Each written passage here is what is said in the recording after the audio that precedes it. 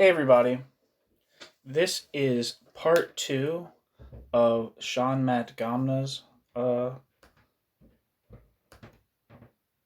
uh, introduction, um, extended introduction to uh, the volume The Fate of the Russian Revolution, Lost Texts of Critical Marxism, which is a collection of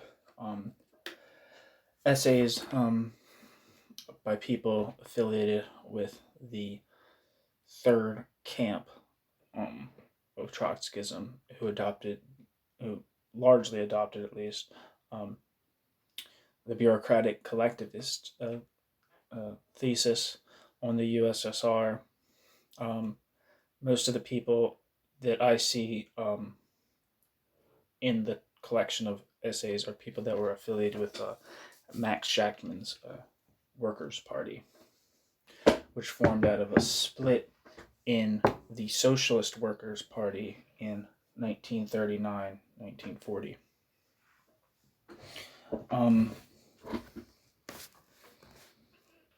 Yeah, so I'm going to put up the first part of the introduction, and then I'll put up the second part. But this second part is titled Bolshevism at Bay, Trotsky on the USSR.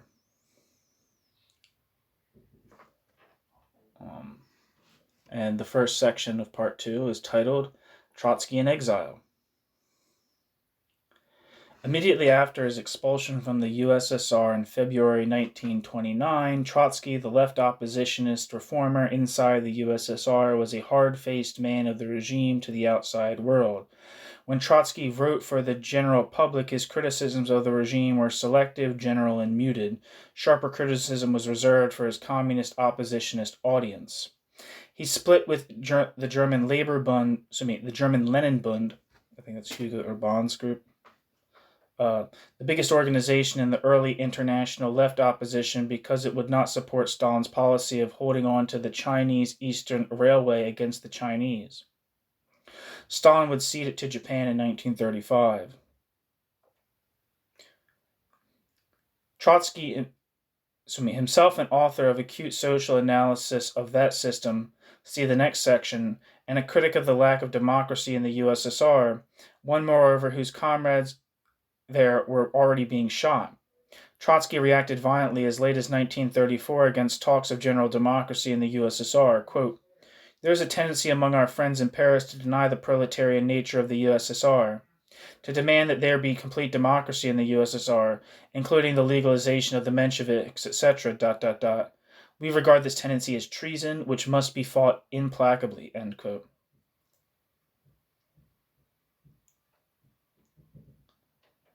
I'm going to repeat that entire sentence because it's really important, or that entire sentence and that quote. Well, the entire quote. Yeah. Quote, "There is a tendency among our friends in Paris to deny the proletarian nature of the USSR, to demand that there be complete democracy in the USSR, including the legalization of Mensheviks, etc. We regard this tendency as treason, which must be fought implacably." End quote. Trotsky.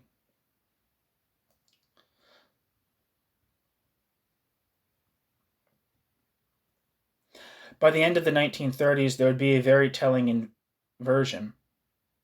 Trotsky would become a strident critic of the Stalinist internal regime and Stalinist foreign policy when he addressed the general public and write about, quote, defense of the USSR, end quote, almost exclusively in the intra-Trotskyist literature. At the same time, after 1930, when Stalinist industrialization seemed miraculously successful and capitalism spiraled into the great slump, many of the social democratic critics of Bolshevism would move towards a friendly attitude to Stalinism, friendlier, as Trotsky will note, ironically, than they ever were to Bolshevism. The leading theoretician of the Austro-Marxist school, Otto Bauer, and the Mensheviks, like Fyodor Don, were critical of Stalinism for its lack of democracy, but saw the USSR as representing one road to socialism suitable for backward Russia, but not for Western Europe. True to the docile Philistine spirit of rationalizing from hard, quote, facts, end quote, and accommodating themselves to power, they are very impressed by the USSR's economic achievements.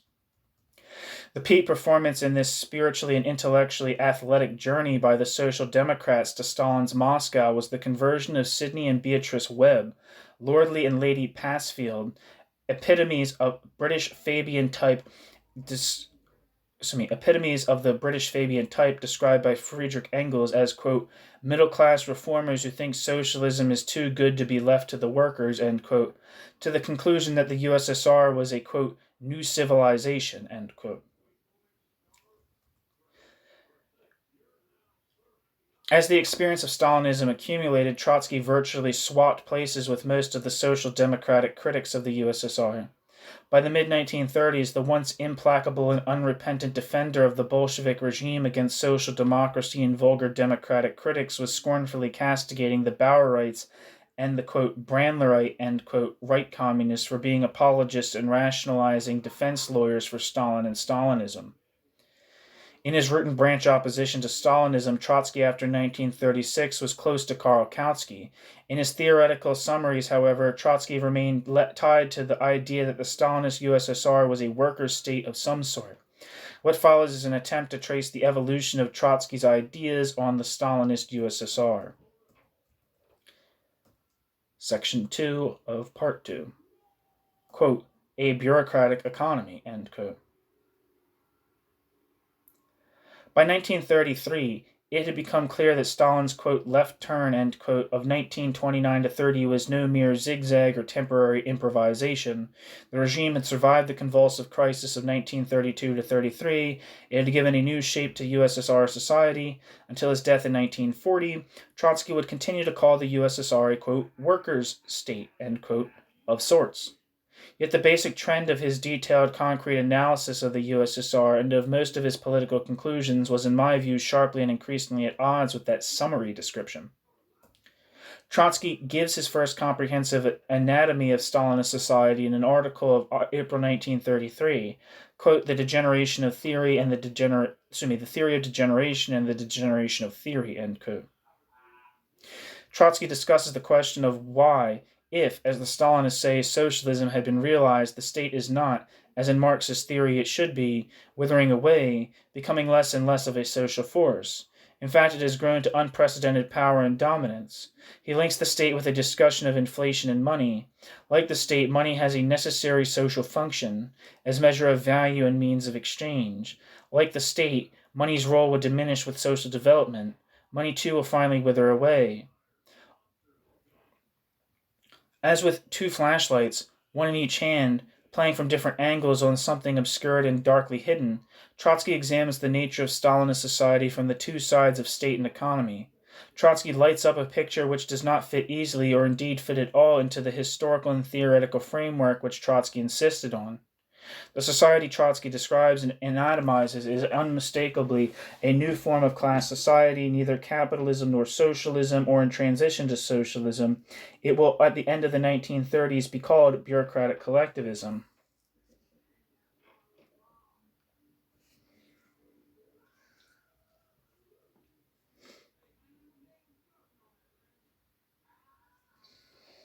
Quote, the Soviets have lost the last remnants of independent significance and have ceased being Soviets. The party does not exist, end quote. Insisting that, quote, the relative independence of the trade unions is a necessary and important corrective in the system of the Soviet state, ... The workers must defend themselves even in a worker state through their trade union organizations, end quote. Trotsky observes that, quote, the trade unions are completely crushed under the cover of the struggle with the right deviation, end quote.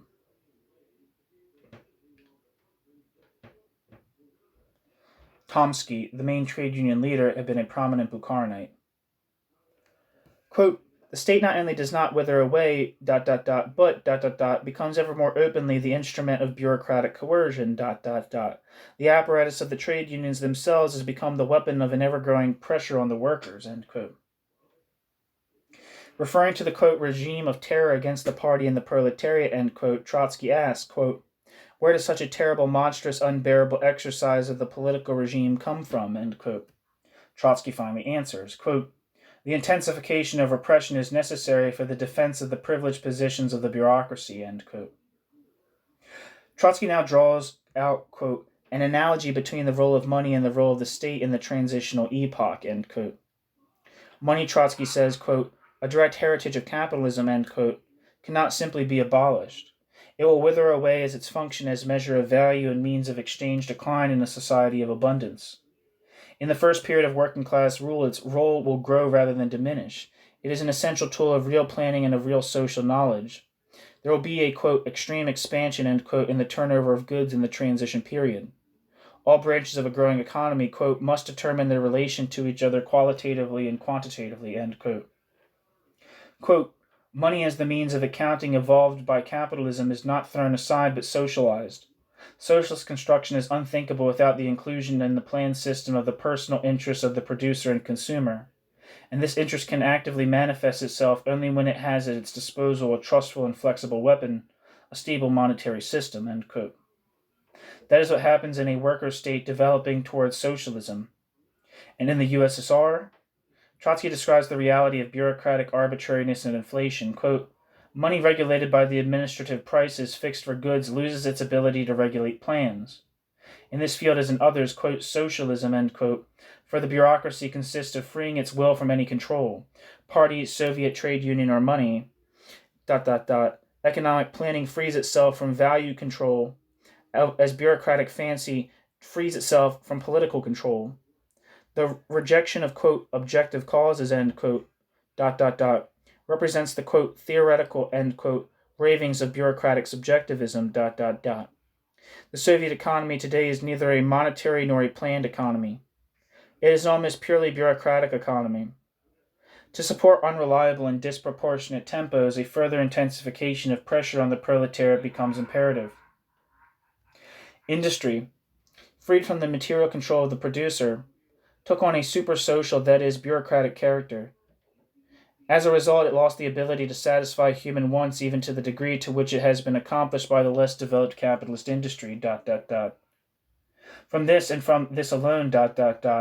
flows the necessity for the introduction of coercion into all cells of economic life, strengthening of the power of bracket factory and bracket managers, laws against absentees, death penalty for spoliation of collective farm property by its members, war measures and sowing campaigns and harvest collections, ... the bracket internal and bracket passport system, political departments in the villages, etc., etc., ...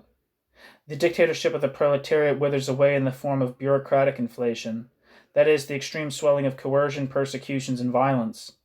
The dictatorship of the proletariat is not dissolved in a classless society, but degenerates into the omnipotence of bureaucracy over society, end quote. By the time Trotsky writes his major study of the USSR, the Revolution Betrayed, 1935-36, the acute monetary instability of the 1930s has subsided.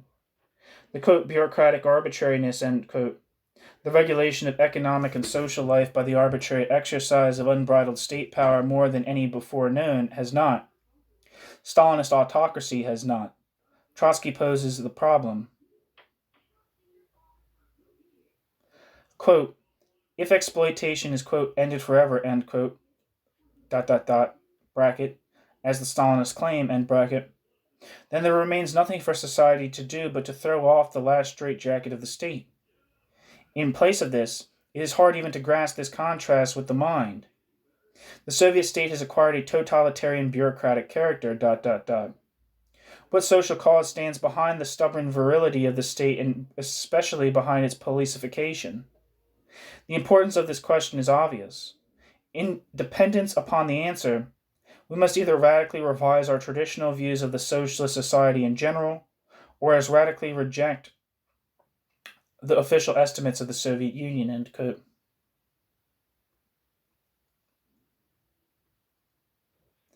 The program of the Bolsheviks was, quote, a strong state but without mandarins, armed power but without the samurai. The party program demands a replacement of the standing army by an armed people. The regime of proletarian dictatorship from its very beginning thus ceases to be a, quote, state, end quote, in the old sense of the word, a special apparatus, that is, for holding in subjection the majority of the people. The material power, together with the weapons, goes over directly and immediately into the hands of the workers' organizations such as the Soviets. The state as a bureaucratic apparatus begins to die away on the first day of the proletarian dictatorship. Such is the voice of the party program, ... Strange, it sounds like a spectral voice from the mausoleum, end quote. Trotsky. The USSR regime has not begun to, quote, die away, end quote, but, quote, has grown into a hitherto unheard of apparatus of compulsion. The bureaucracy, ... has turned into an uncontrolled force dominating the masses. The army, ... has given birth to a privileged officers' caste crowned with marshals, while the people, quote, the armed bearers of the dictatorship, end quote, are now forbidden in the Soviet Union to carry even non-explosive weapons, end quote.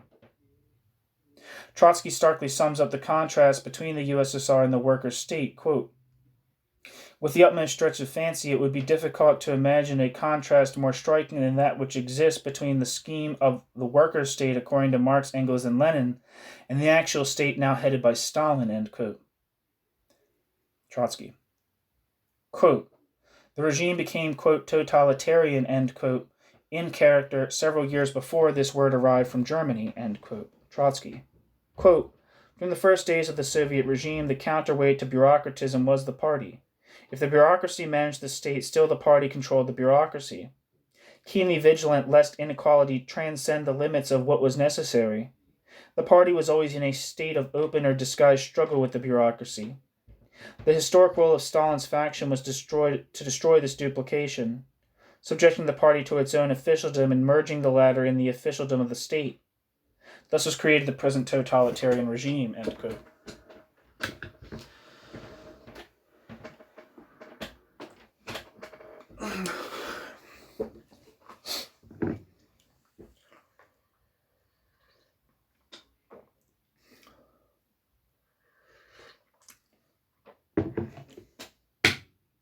Section 3. State property and socialism.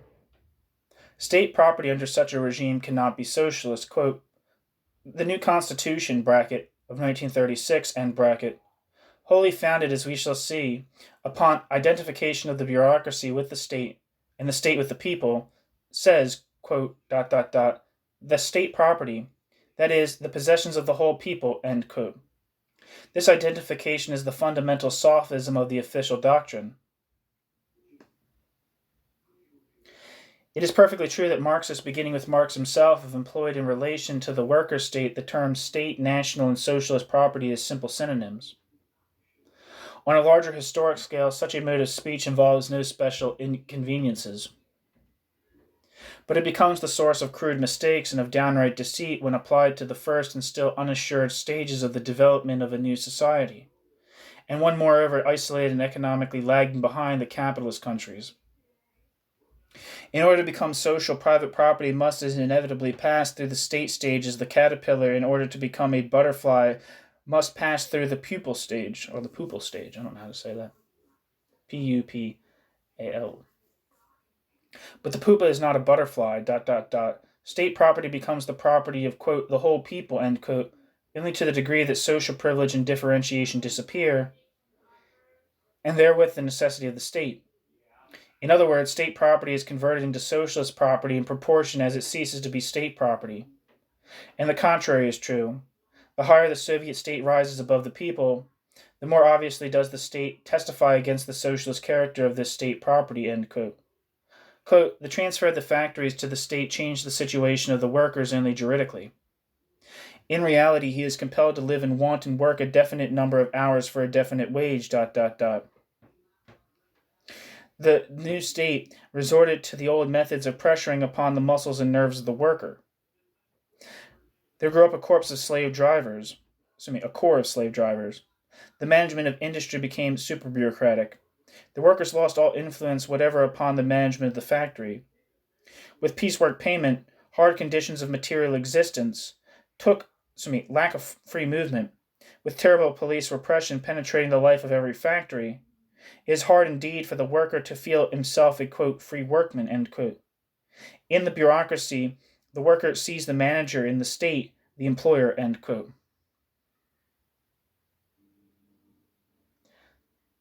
Section 4. Catching up with capitalism. Trotsky recalls that in 1846, Marx defined the development of the productive forces as the prerequisite of communism. Quote, without it, one is generalized, and with want, the struggle for necessities begins again, and that means all the old crap must revive. End quote. In the USSR, the quote, struggle for necessities, end quote, has given rise to a monstrous autocracy, a system built for forced march industrialization in an isolated and backward economy can be defined as socialism only by disregarding the most basic ideas of Marxism. By socialism, Marx meant, quote, a society which from the very beginning stands higher in its economic development than the most advanced capitalism, On a world scale, communism, even in its first incipient stage, means a higher level of development than that of bourgeois society. Russia was not the strongest but the weakest link in the chain of capitalism. The present Soviet Union does not stand above the world level of economy, but is only trying to catch up to the capitalist countries. If Marx called a society which was to be formed upon the basis of socialization of the productive forces of the most advanced capitalism of its epoch the lowest stage of communism, then this designation obviously does not apply to the Soviet Union, which is still today considerably poorer in technique, culture, and the good things of life than the capitalist countries. The Soviet regime is passing through a preparatory stage, importing, borrowing, and appropriating the technical and cultural conquest of the West. This preparatory stage is far from finished. Even under the improbable conditions of a continuing complete capitalist standstill, it must still occupy a whole historic epoch, a whole historic period, end quote. Quote, socialism, or the lowest stage of communism, assumes more humane forms of control than those invented by the exploitative genius of capital. In the Soviet Union, however, there is now taking place a ruthlessly severe fitting in of backward human material to the technique borrowed from capitalism. State ownership of the means of production does not turn manure into gold and does not surround with a halo of sanctity the sweatshop system. End quote. Trotsky. Trotsky indicts the autocracy's use of the, quote, classic methods of exploitation, in such naked and crude forms as would not be permitted even by reformist trade unions in bourgeois countries, end quote. Trotsky. In the interaction between bosses and workers, but not only there, quote, the relations between men, have not yet risen to socialism, but in many respects are still lagging behind a cultured capitalism, end quote. And why? The program of the Bolshevik Revolution, quote, was based wholly upon an international perspective. Quote, the October Revolution in Russia has realized the dictatorship of the proletariat, the era of world proletarian communist revolution has begun, end quote. These were the introductory lines of the program, end quote. Trotsky. The Bolsheviks could not then imagine or analyze, quote, what character the Soviet state would assume if compelled for as long as 2 decades to solve in isolation those economic and cultural problems which advanced capitalism had solved so long ago, end quote. Trotsky. That has led to, quote, the ultra-bureaucratic character of its state, end quote. Trotsky. The delay of international revolution has also, quote, led in the capitalist countries to fascism or the pre-fascist reaction, end quote. Trotsky. Quote, in the last analysis, Soviet Bonapartism owes its birth to the belatedness of the world revolution, but in the capitalist countries the same cause gave rise to fascism, The crushing of Soviet democracy by an all-powerful bureaucracy and the extermination of bourgeois democracy by fascism were produced by one and the same cause. The dilatoriness of the world proletariat in solving the problems set for it by history, Stalinism and fascism, in spite of deep differences in social foundations, are symmetrical phenomenon. In many of their features, they show a deadly similarity, end quote.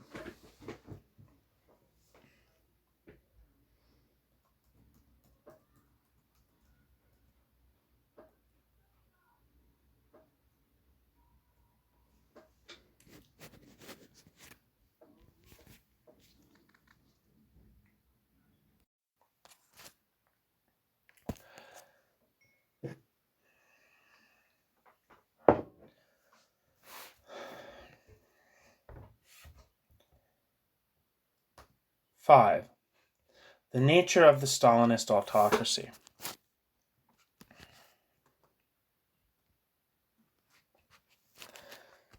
In, quote, Theses, end quote, on the, quote, Fourth International and the Soviet Union, end quote, written in July 1936 as Trotsky finishes the revolution betrayed, Trotsky declares that the economic successes of the USSR, quote, are already proving adequate for the emergence of a broad privileged stratum, end quote. Social antagonisms are, quote, enormously accentuated, end quote. Inequality, quote, is growing by leaps and bounds, end quote. Quote, the Soviet bureaucracy has acquired an actual independence from the toilers, end quote. It is, quote, the most privileged of all the privileged strata, end quote. Trotsky. For its people, Soviet society, quote, presents an enormous hierarchy, from vagabond children, prostitutes, slum proletarians, to the ruling, quote, 10,000, end quote, who lead the life of Western Europe magnates of capital, end quote. Trotsky. The bureaucracy is thus, so Trotsky writes, quote, something more than a bureaucracy, end quote. Quote, in its intermediary and regulating functions, its concern to maintain social ranks, and its exploitation of the state apparatus for personal goals, the Soviet bureaucracy is similar to every other bureaucracy, especially the fascist. But it is also in a vast way different. In no other regime has a bureaucracy ever achieved such a degree of independence from the dominating class, end quote.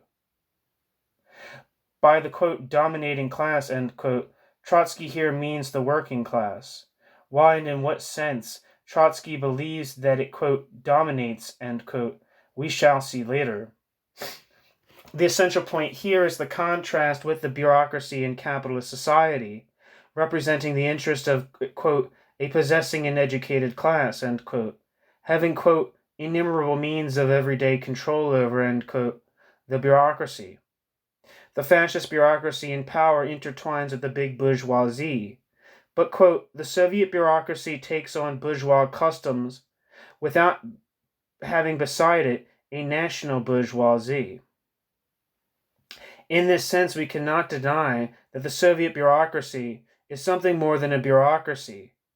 The Soviet bureaucracy is, in the fullest sense of the word, the sole privileged and commanding stratum in Soviet society, end quote. Trotsky. Quote, the very fact of its appropriation of political power in a country where the principal means of production are in the hands of the state creates a new and hitherto unknown relation between the bureaucracy and the new and hitherto creates. Let me repeat that. Quote, the very fact of its appropriation of political power in a country where the principal means of production are in the hands of the state creates a new and hitherto unknown relation between the bureaucracy and the riches of the nation. The means of production belong to the state, but the state, so to speak, quote, belongs, end quote, to the bureaucracy. If these as yet wholly new relations should solidify, become the norm and be legalized, whether with or without resistance from the workers, they would in the long run lead to a complete liquidation of the social conquest of the proletarian revolution, end quote. Trotsky. Here Trotsky falls into presenting the relations between people as relations between the bureaucracy on one side and things, quote, the riches of the nation, end quote, not people on the other. And as we shall see, Trotsky will later make great play with the qualification, quote, so to speak, end quote. Quote, the state, so to speak, belongs to the bureaucracy, end quote.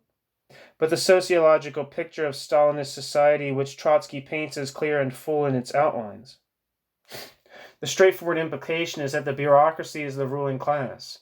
It organizes production in a way unique to itself. It appropriates the social surplus product on the basis of controlling the means of life. There is no other privileged elite.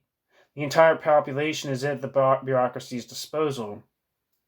Many aspects of this society and this ruling class are new, mysterious and still unfolding, and its stability is not to be assumed, but the basic socioeconomic relations fit the pattern of all previous class societies.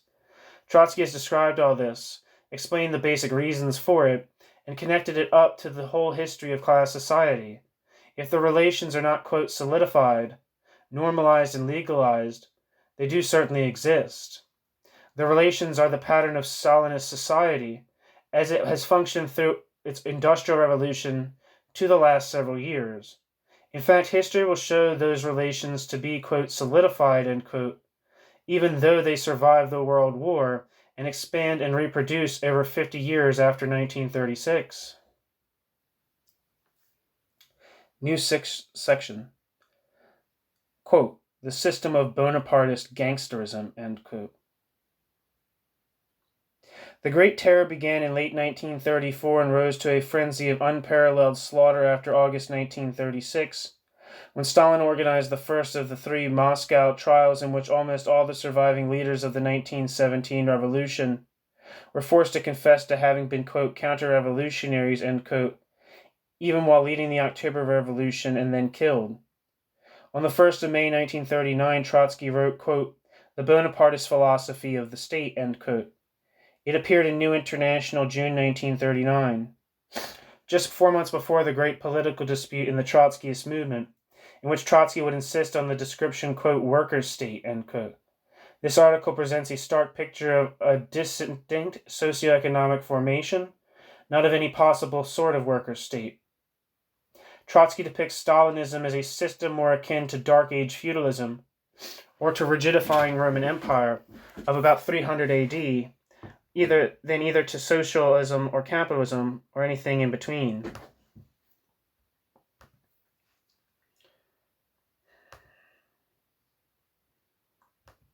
One second.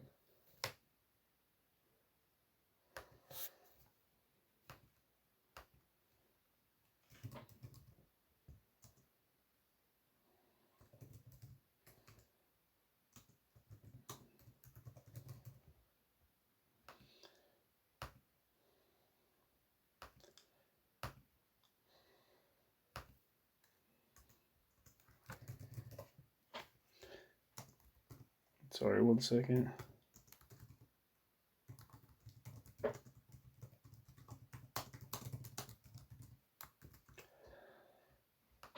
Okay.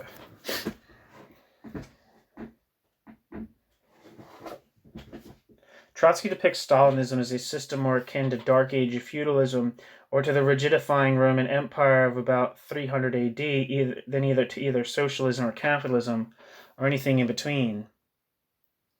By now, Trotsky's analysis and descriptions of the USSR are in flat contradiction to his theoretical framework. It is a, quote, degenerated worker state, end quote, and two distinct Trotskyisms exist in Trotsky himself. They will separate in 1939 to 40. Articles like this are educating those who, like Shachtman, will soon come out against Trotsky's political conclusion and then against his ossified theoretical paradigm. Quote, the reality of Soviet life today can indeed be hardly reconciled even with the shreds of old theory. Workers are bound to the factories, peasants are bound to the collective farms, internal passports have been introduced, freedom of movement has been completely restricted.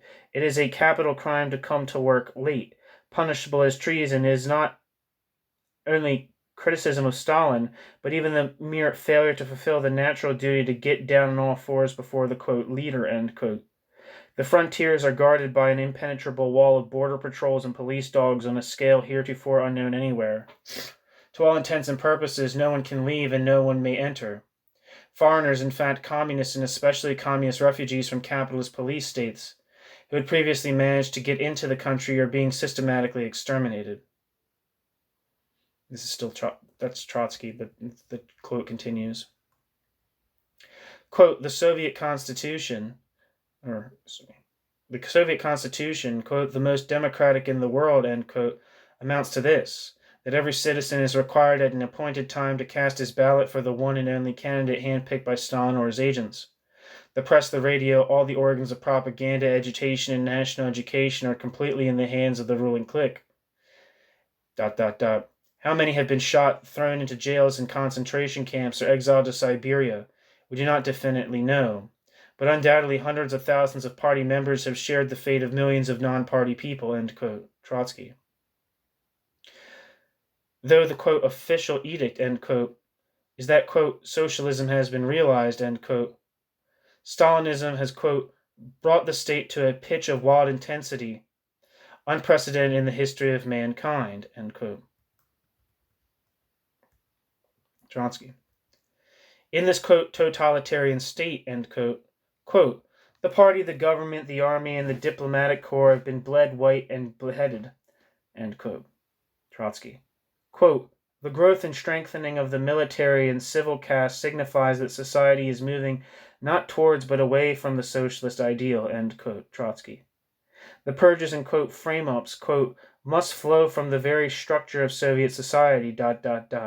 Inequality always requires a safeguard, privileges always demand protection, and the encroachments of the disinherited require punishment, ... end quote. Trotsky.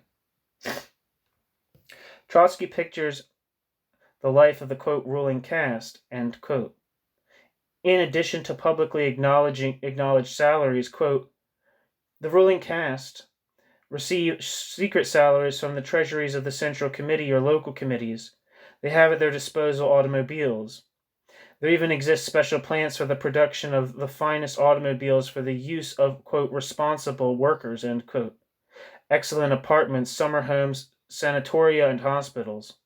To suit their needs or their vanity, all sorts of, quote, Soviet palaces, end quote, are erected, end quote. Trotsky. Trotsky shows that the bureaucrats can pass on to their children, if not property and the means of production, then status and future membership in the elite. The ruling caste, quote, almost monopolized the highest institutions of learning, end quote. Trotsky summarizes, quote, the Bonapartist apparatus of the state is thus an organ for defending the bureaucratic thieves and plunderers of national wealth, end quote. In his capacity as the pontiff of lies, that is, chief liar in the state, and his chief state terrorist, Stalin is, quote, the spokesman of privileged parasites. In the land that has gone through the proletarian revolution, it is impossible to foster inequality, create an aristocracy, and accumulate privileges save by bringing down on the masses floods of lies and ever more monstrous repressions, end quote. Trotsky. In this strange social system in which 170 millions of people live, which is neither capitalist nor socialist, a new form of society? Is this strange social system in which 170 million people live, which is neither capitalist nor socialist, a new form of society? Indisputably, this society exists, and therefore it is a new form of society. Trotsky, confining himself to analysis and description, here says nothing of this. Trotsky does not believe it has reached stability. Trotsky stresses, as an explanation for the social convulsions, that the bureaucrat's income is in large part sanctioned neither by, quote, the principles of socialism, end quote, or by, quote, the laws of the country, end quote. Quote, embezzlement and theft, the bureaucracy's main sources of income, do not constitute a system of exploitation in the sense of the term, but from the standpoint of the interest and position of the popular masses, it is infinitely worse than any, quote, organic exploitation. The bureaucracy, this is still a quote, the bureaucracy is not a possessing class in the scientific sense of the term, but the bureaucracy contains within the bureaucracy's self, to a tenfold degree, all the vices of a possessing class. It is precisely the absence of crystallized class relations and their very impossibility on the social foundations of the October Revolution that invest the workings of the state machine with such a convulsive character. To perpetuate the systematic theft of the bureaucracy, its apparatus is compelled to resort to systematic acts of banditry. The sum total of all these things constitute the system of Bonapartist gangsterism, end quote.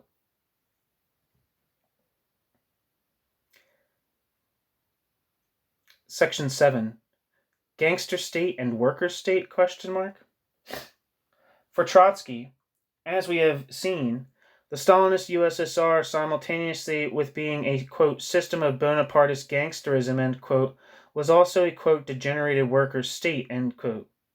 In Trotsky's mind, this bizarre contradiction was possible only because the Stalinist USSR was a momentary concatenation of opposites, a freak socioeconomic formation, or so he thought. In fact, he was faced with analyzing and understanding and integrating into Marxist theory something entirely new in history. This new state and society were not working class in any previously understood sense. as Trotsky himself put it, quote, "The realities of Soviet life could be hardly reconciled even with the shreds of old theory," end quote, Trotsky. And not capitalist either. Almost to the very end, and then in September-October 1939, Trotsky made only tentative moves to a rectification. Trotsky was like a man trying to find his way in unknown territory using a map of another radically different terrain. Trotsky saw Stalinism as in transition either to capitalism, like that in, say, China or Turkey, or to a regenerated worker state, but not as a distinct system viable beyond maybe a few years in its existing form. Trotsky refused to give Stalinism a, quote, static, end quote, label, or identifying Stalinism as a distinct socioeconomic formation. Trotsky described the, quote, system of Bonapartist gangsterism, end quote, Trotsky, and developed a working class program to fight its rulers, but on the level of theory and had not, so to speak, recognized the system of Bonapartist gangsterism distinct character. The rupturing of the forms of nationalized economy would lead to the first alternative, capitalism. The rupturing of the political form, bureaucratic rule, to the second, regeneration of the worker state. Stalinism in the Soviet Union would last 6.5 decades.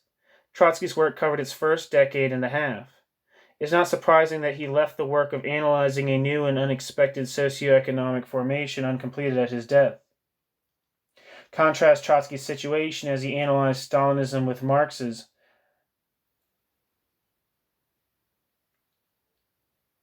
Contrast Trotsky's situation as he analyzed Stalinism with Marx's as he analyzed capitalism in 90 years before. When Marx began to analyze capitalist society in the 1840s, capitalism had existed in varying forms and phases and in different countries for perhaps 400 years. Marx's own dating in Capital. Industrial capitalism was 70 years old. Capitalism had produced its own revolution in Holland in the 16th century, England in the 17th century, America and France in the 18th century. The class struggles within capitalism had a long history. Capitalism had a large body of political, social, and economic theory. The working class had already created its first mass movement, Chartism in Britain at the end of the 1830s and in the 1840s. In 1831, the silk workers seized the city of Lyon, France, and held it for a while. Trotsky, however, faced a Stalinist regime which came into being and developed in a short time, in all its unexpectedness and operating by its adaptation to its own purposes of old ways, and by the transmutation into their opposites of old forms, some bearing a formal resemblance to what the October Revolution had created. It had arisen within the working class state of the October Revolution, heavily disguised and bearing its own form of nationalized economy, which it established by way of conquest of the economic forms set up by the revolution. Scrupulously recording the facts of bureaucratic rule, Trotsky spent 17 years until his death wrestling with the contradictions between those facts and socialist norms and the perspectives of the October Revolution. New section, Section 8, Program and Analysis. Trotsky denounced Stalinism with unequaled acuteness. Trotsky developed an adequate working-class program of action against it. Why should the general theoretical definition, quote, degenerated workers' state, end quote, or otherwise matter? Central to the power of the Russian bureaucracy and its international political operation was its credibility as the leadership of a still-alive Russian workers' revolution. Therefore, analysis of Russia as it evolved and mutated in the 1920s and 30s was central to the work of marginalized Bolshevism in rebuilding a mass revolutionary international. So long as the USSR's, quote, communist, end quote, credentials remained good with the revolutionary workers, the Trotskyists would not be a force in the labor movement. Their failure to grasp early the fact that a new class ruled, that despite appearances and despite the nationalized property, the USSR had nothing to do with the working class rule, was an immense weakness.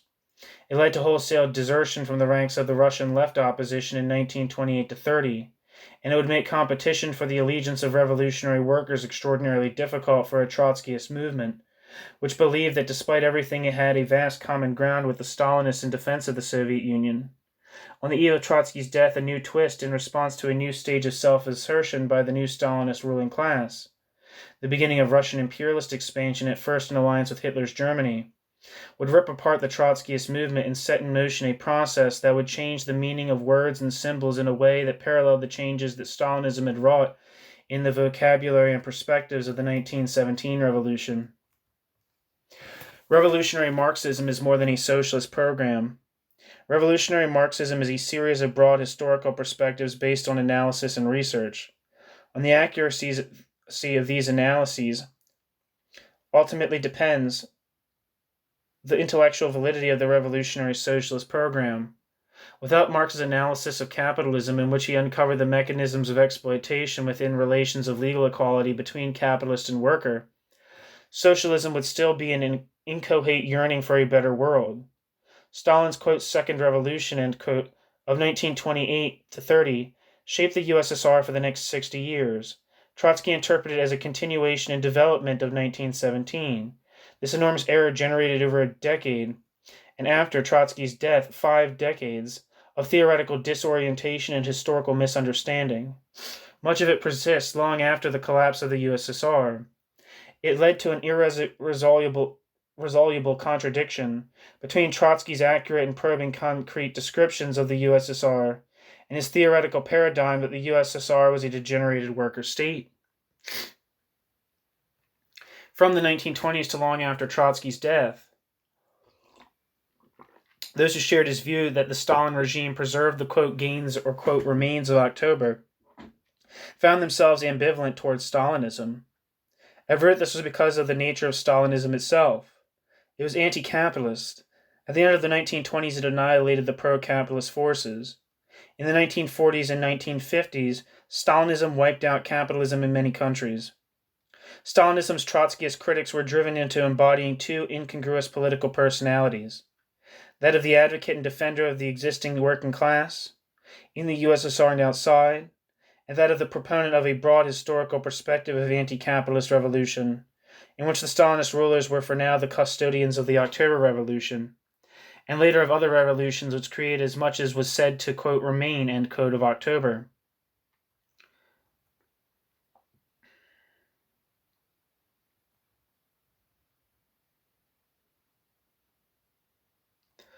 The Stalinist rulers, who savagely oppressed and exploited the workers, were nonetheless, in their role of custodians or creators of nationalized property, part of the world revolution.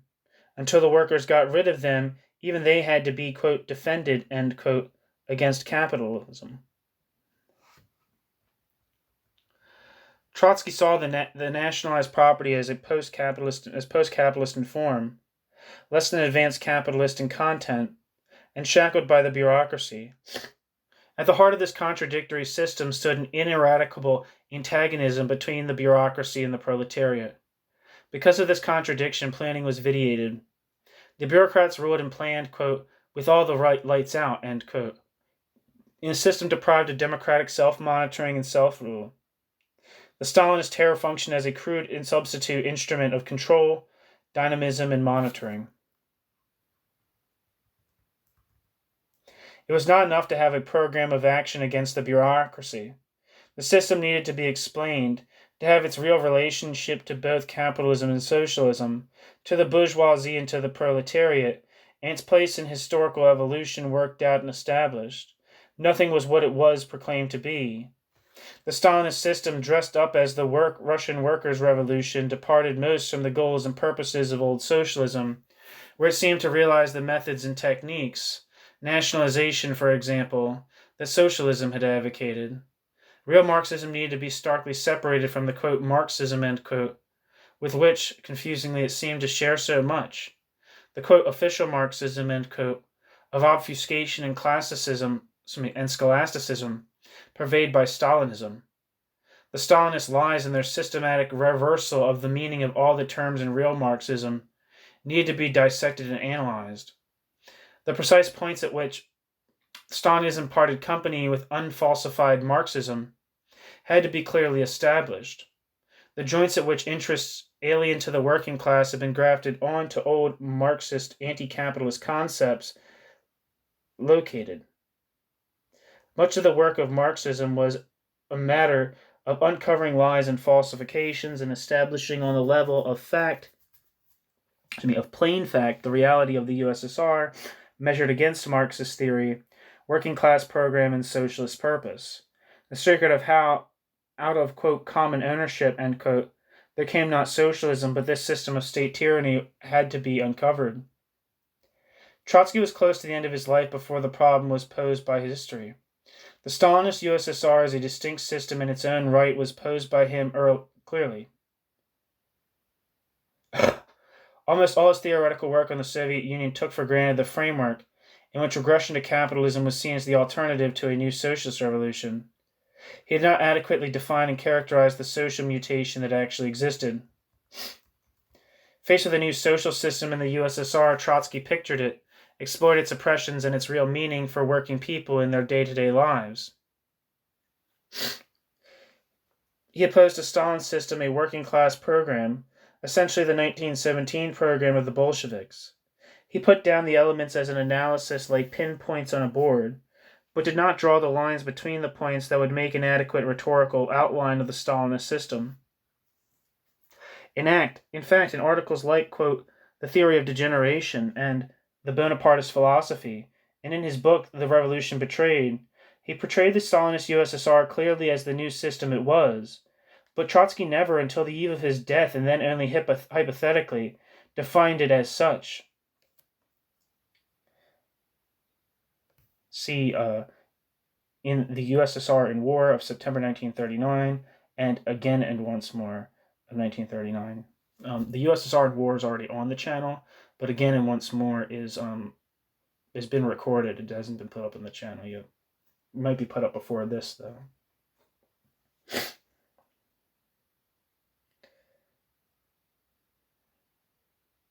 In 1936, so end footnote, in 1936, Trotsky depicted the real relationship between the, quote, legal owners of state property, the workers, and its political, quote, owners, the bureaucrats who, quote, owned the state.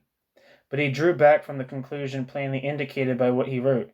He was not allowed to live long enough to draw that conclusion, though he unmistakably moved towards it.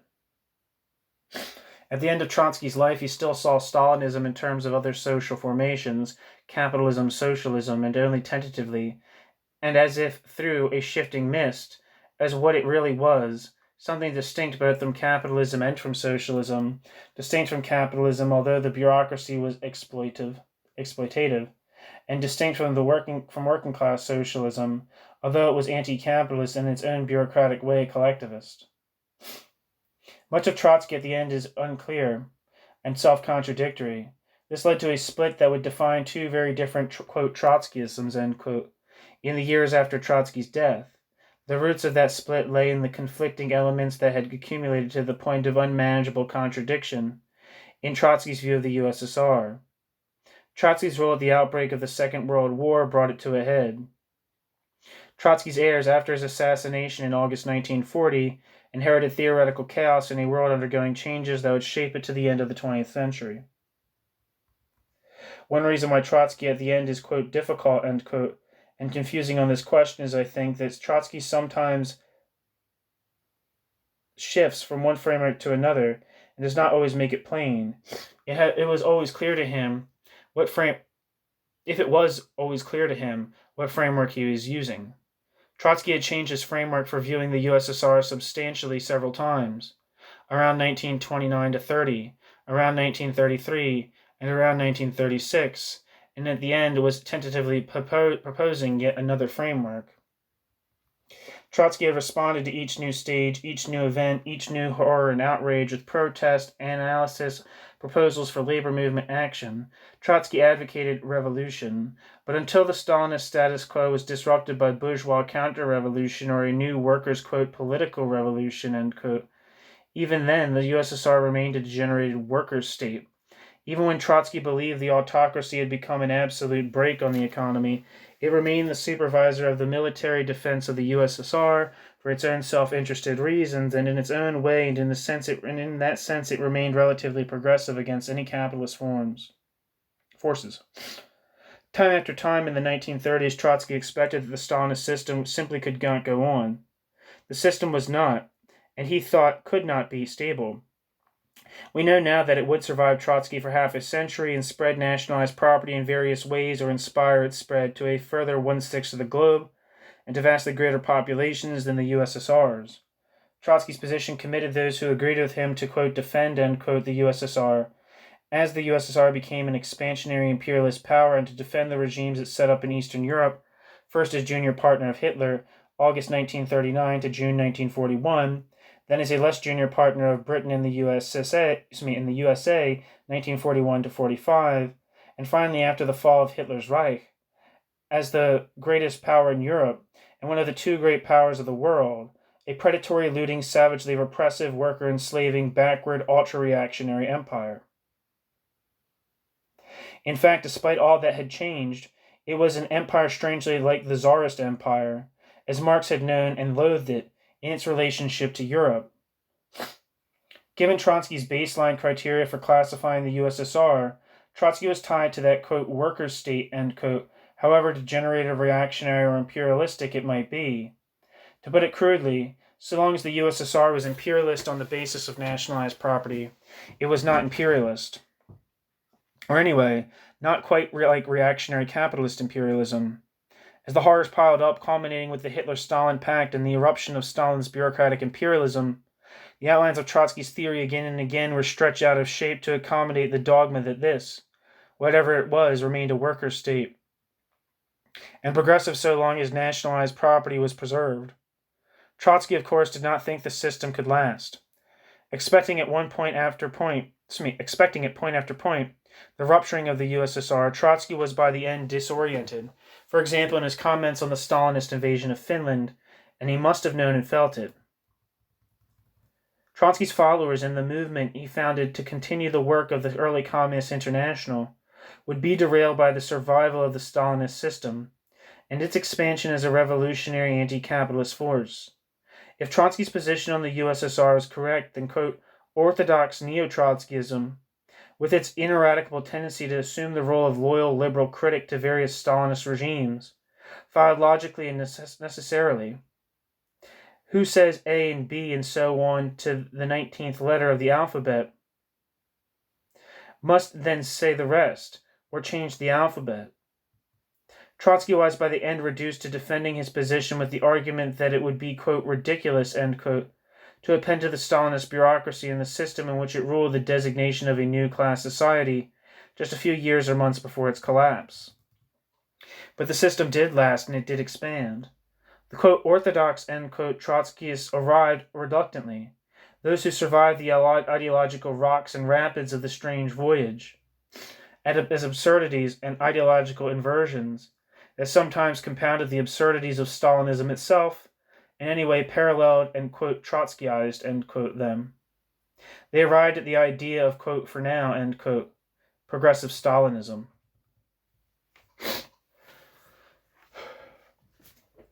When history provides neither capitalist counter-revolution nor working-class, quote, political, end quote, revolution, the only way out of this reductio ad absurdum, and the destruction by accommodation to Stalinism of the norms and parameters of socialism, was to find the original error in the calculations and to go back and to learn to see the Stalinist system for what it was, a unique socioeconomic formation, to reconceptualize the USSR. One second.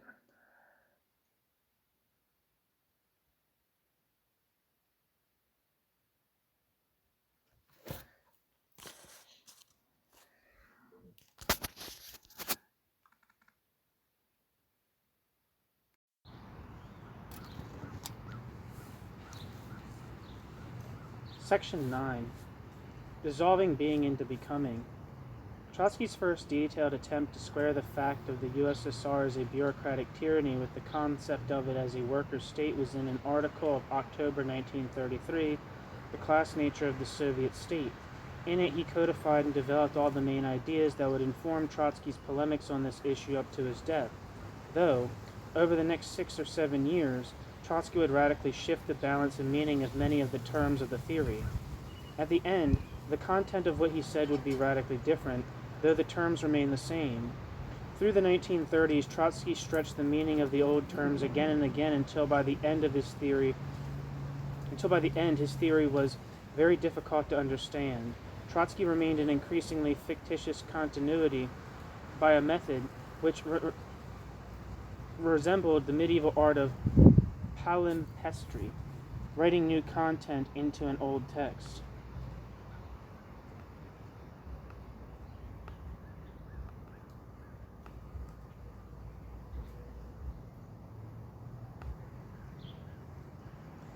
Palimpsest, or palimpsest. Palimpsest.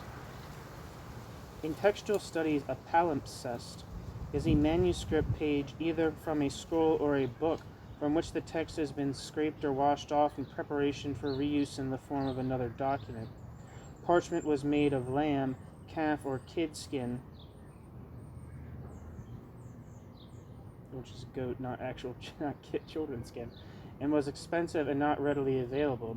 So in the interest of economy, a page is often reused by scrapping off the previous writing. In colloquial usage, the term palimpsest is also used in architecture, archaeology, and geomorphology to denote an object made or worked upon for one purpose and later reused for another. For example, a monumental brass, the reverse blank side of which has been re-engraved. So that's what a palimpsest is.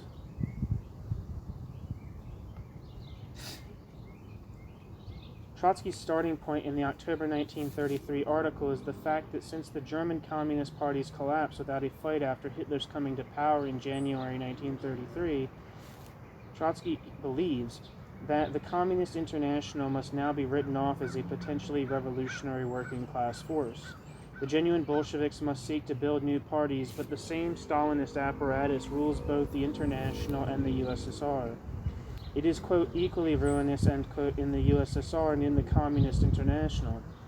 Quote, isn't it then necessary to recognize the simultaneous collapse of the Communist International and the liquidation of the proletarian dictatorship in the USSR, end quote? Trotsky. Recall that Trotsky has written only a few months before that the USSR, quote, is an almost purely bureaucratic economy, end quote, in which industry is, quote, lost the ability to satisfy human wants even to the degree to which it had been accomplished by the less developed capitalist industry, ... end quote.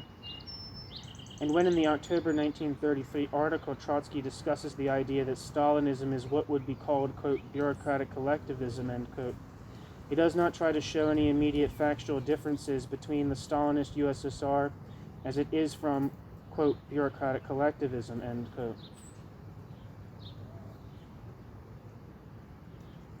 The view of the social democrat and ex-communist Lucien Leroy that the USSR is, quote, neither proletarian nor bourgeois, end quote, but, quote, represents an absolutely new type of class organization because the bureaucracy not only rules over the proletariat politically, but also exploits it economically, devouring the surplus value that hitherto fell to the lot of the bourgeoisie, end quote, Lucien Leroy, is, says Trotsky, a, quote, superficial and purely descriptive, quote, sociology, end quote, Trotsky.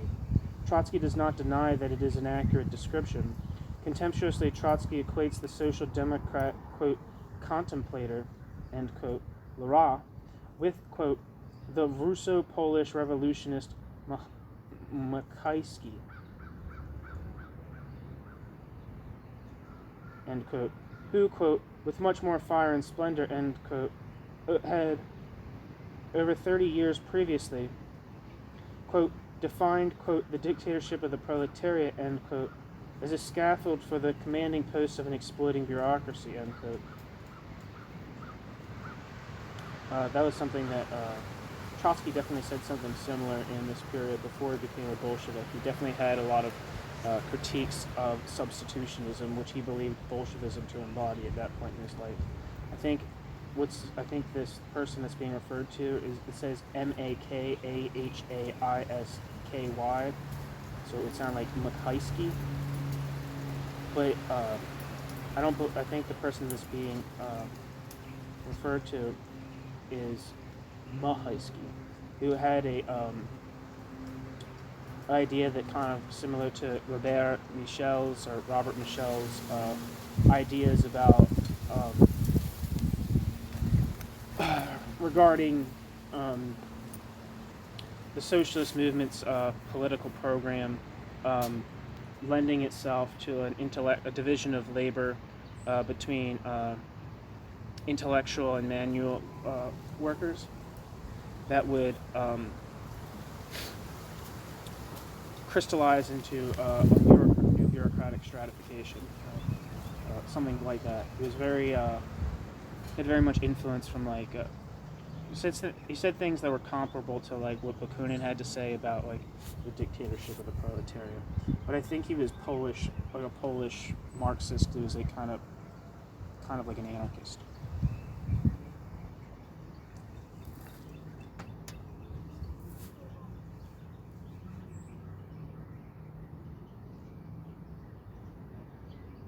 Anyway, Mahaisky, quote, only, quote, deepened, end quote, sociologically and economically the anarchistic prejudices against state socialism, end quote.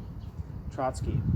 Trotsky does not here distinguish between the USSR under Stalin and the so-called, quote, state socialism, end quote.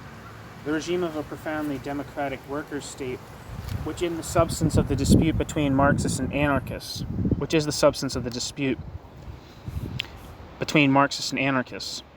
The industrial growth has produced a, quote, economic and cultural uplift of the laboring masses, end quote. This is in fact not true. And that, quote, must tend to undermine the very bases of bureaucratic domination, end quote. Trotsky.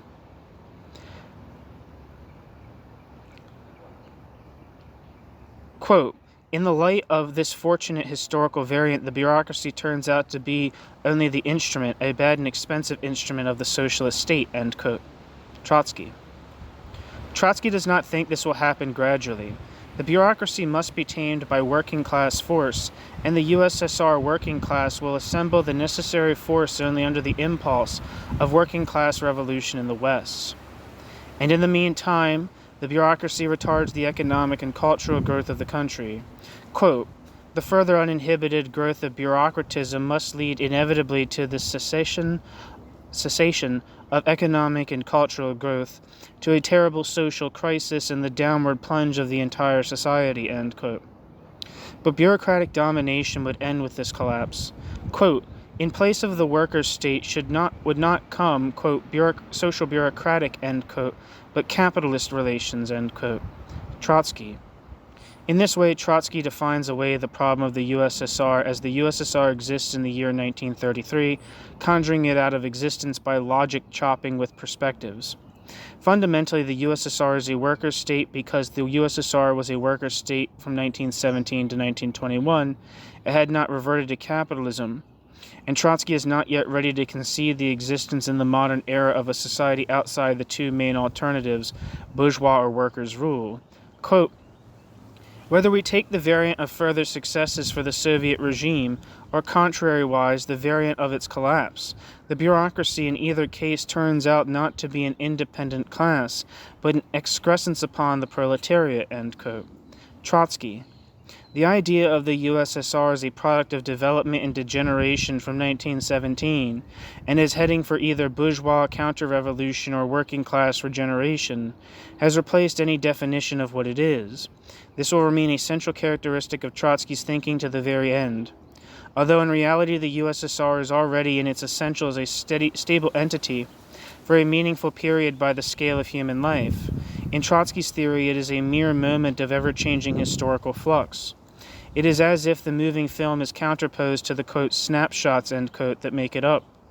Trotsky replaces analysis by considerations of becoming and passing out of existence. Trotsky argues that Lucien Lora, not about facts, but about the interpretation of agreed facts and of an agreed picture of the USSR.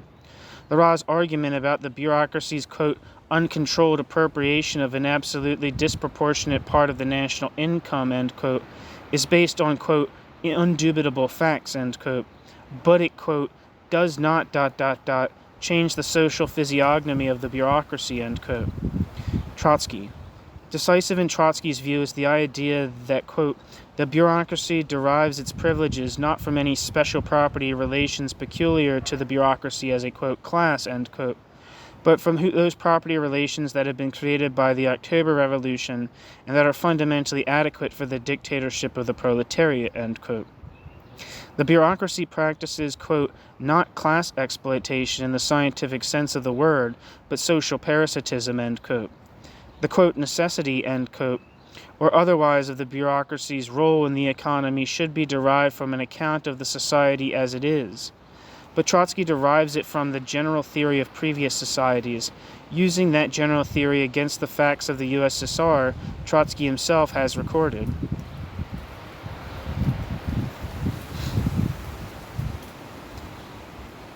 Section 10, quote, the gatekeeper of the social conquest, end quote.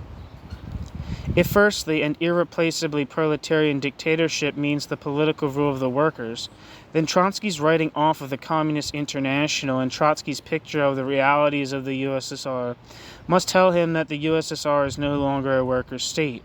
Trotsky arrives at the opposite answer by changing the meaning of the terms and by postulating, on the basis of the experience of the USSR, that the question of working-class politics is posed after a successful revolution altogether differently from the way it is posed in the class struggle under capitalist rule.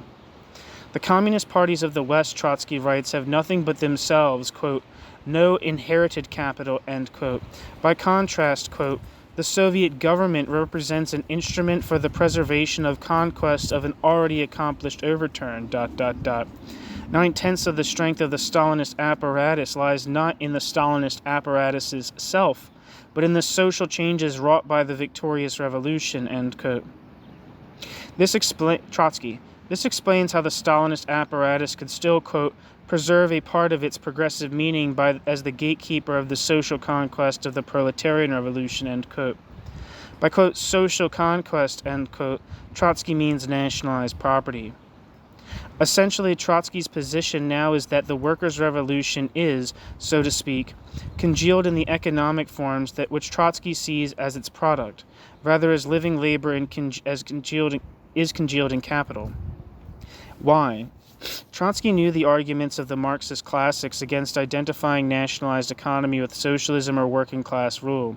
For example, Antonio Labriola, quote, it is better to use the expression, quote, democratic socialization of the means of production, end quote, than that of, quote, collective property, end quote, because the latter implies a certain theoretical error in that, to begin with, it substitutes for the real economic fact a juridical expression, and moreover, in the mind of more than one, it is confused with the increase of monopolies, with the increasing statization of public utilities, and with all the other phantasmagoria of the ever-recurring state socialism, the whole effect of which is the increase in economic means of oppression in the hands of the oppressing class, end quote.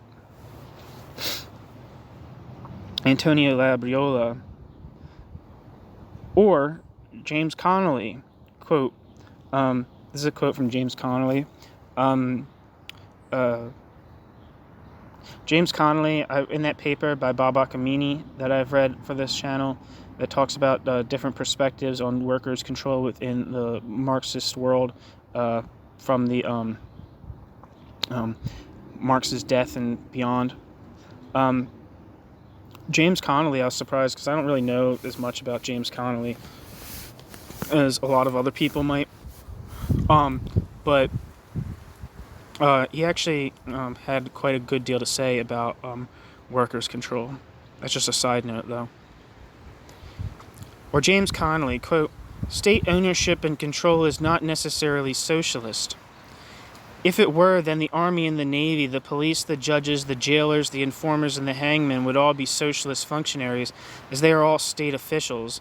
But the ownership of the state and all the lands and material for labor, combined with cooperative control by the workers of such land and materials, would be socialist, ... To the cry of the middle-class reformers, quote, make this or that property of the government, end quote, we reply, quote, yes, in proportion as the workers are ready to make the government their property, end quote. This was James Connolly. This was commonplace in Marxism. Or this was commonplace Marxism, Or Karl Kautsky, quote, "The economic activity of the modern state is the natural starting point of the development that leads to the cooperative commonwealth. It does not, however, follow that every nationalization of an economic function or an industry is a step towards the cooperative commonwealth, and that the latter could be the result of a general nationalization of all industries without any change in the character of the state. The theory that this could be the case is that of the state socialists. It arises from a misunderstanding of the state itself, ... As an exploiter of labor, the state is superior to, i.e. worse than, any private capitalist.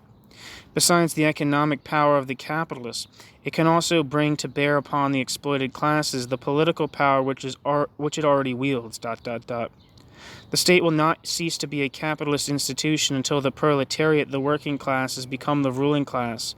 Not until then will it become possible to turn it into a cooperative commonwealth," end quote. Karl Kautsky.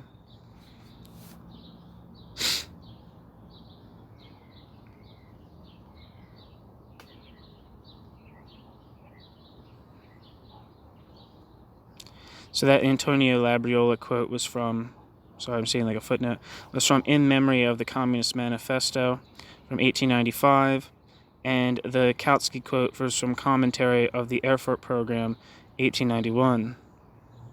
I don't have anything for the James Connolly quote, though.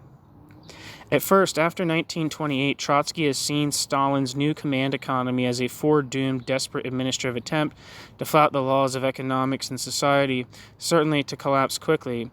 It has not collapsed. Industry has grown. At the same time, Western capitalism has spiraled into slump.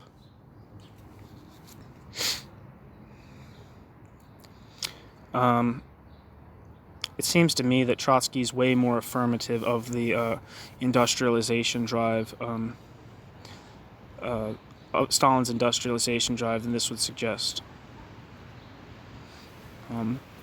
I was reading, what the hell was I rereading today? I gotta look it up.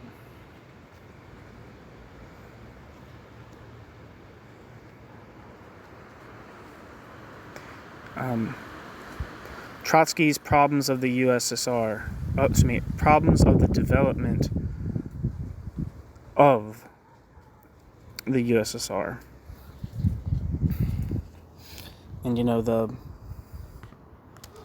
the things that are being celebrated as like the achievements of socialism are definitely the achievements of Stalinism.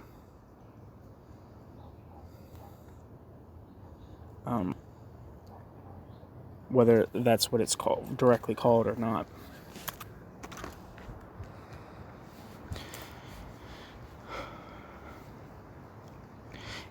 Anyway, that's just a thought. Instead of identifying the creation of the totalitarian command economy as the full social as well as political bureaucratic counter-revolution it was, Trotsky extrapolated the logic of his view in 1928 to 23. The logic of his view in 1923 to 8 that the neo-bourgeoisie was the main threat and the Stalinist quote center end quote dangerous primarily because of the Stalinist center's inadequate response to that threat, chooses to interpret the industrial growth of the USSR as an expression of the imminent force of the nationalized economy. Trotsky separates agency from means and begins to fetishize means in a process that will end for Trotskyism in confusing means with ends. Trotsky is swayed by the weight of the fact that, as he will write in The Revolution Betrayed, quote, the first concentration of the means of production in the hands of the state to occur in history was achieved by the proletariat with the method of social revolution, and not by capitalists with the method of state trustification, end quote. Trotsky. This nationalized economy is a working-class conquest allowing unique progress. If the state is preserving that nationalized economy, however badly and with whatever overhead cost, it is a worker state. For his bottom-line argument, Trotsky is reduced to vicarious boasting about Stalin's economic achievements, which he attributes to, quote, October, end quote. But this picture depends on not giving due weight in the analysis to the part played by the, quote, core of slave drivers, end quote, and by the driving down of the USSR workers' share of social produce to the subsistence level of ancient serfs and slaves, and for the enslaved many millions below that level. Now that's what I'm talking about right there. That's exactly what I was just saying. That's a good work, Matgamna. It also depends on forgetting or downplaying what Trotsky himself has written. That the USSR's industrial progress is limited to catching up with the advanced capitalist countries, or rather reducing the distance by which it lags behind them. And Trotsky viewed him as to catch up with the West, it would require multiple 5-year plans. That's a direct quote from the piece that I was referencing before. The problems of development of the USSR, which is earlier than the revolution betrayed. It should be noted. I think it's from like the early 30s. But I think the point stands. Section 11, the end of capitalist progress.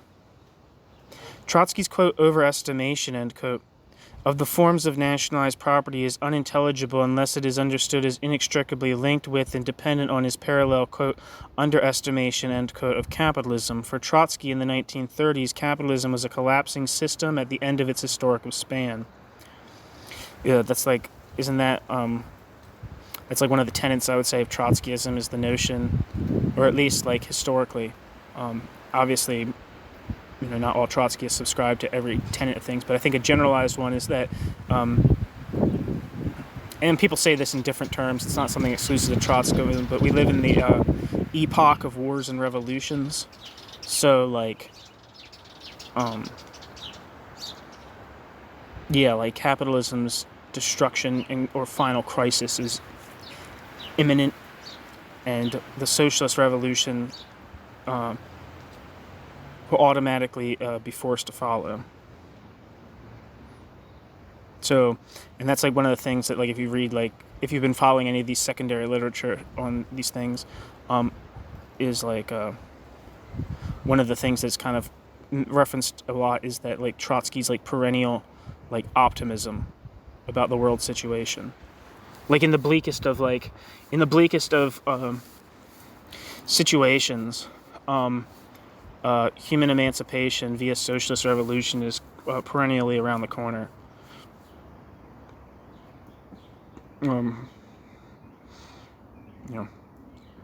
Like he had the idea that, like, especially that after World War II, there was going to be like another revolutionary wave comparable to the one that happened towards the end of World War I, but that did not materialize. You can only wonder what Trotsky would have said, like, after his death about that.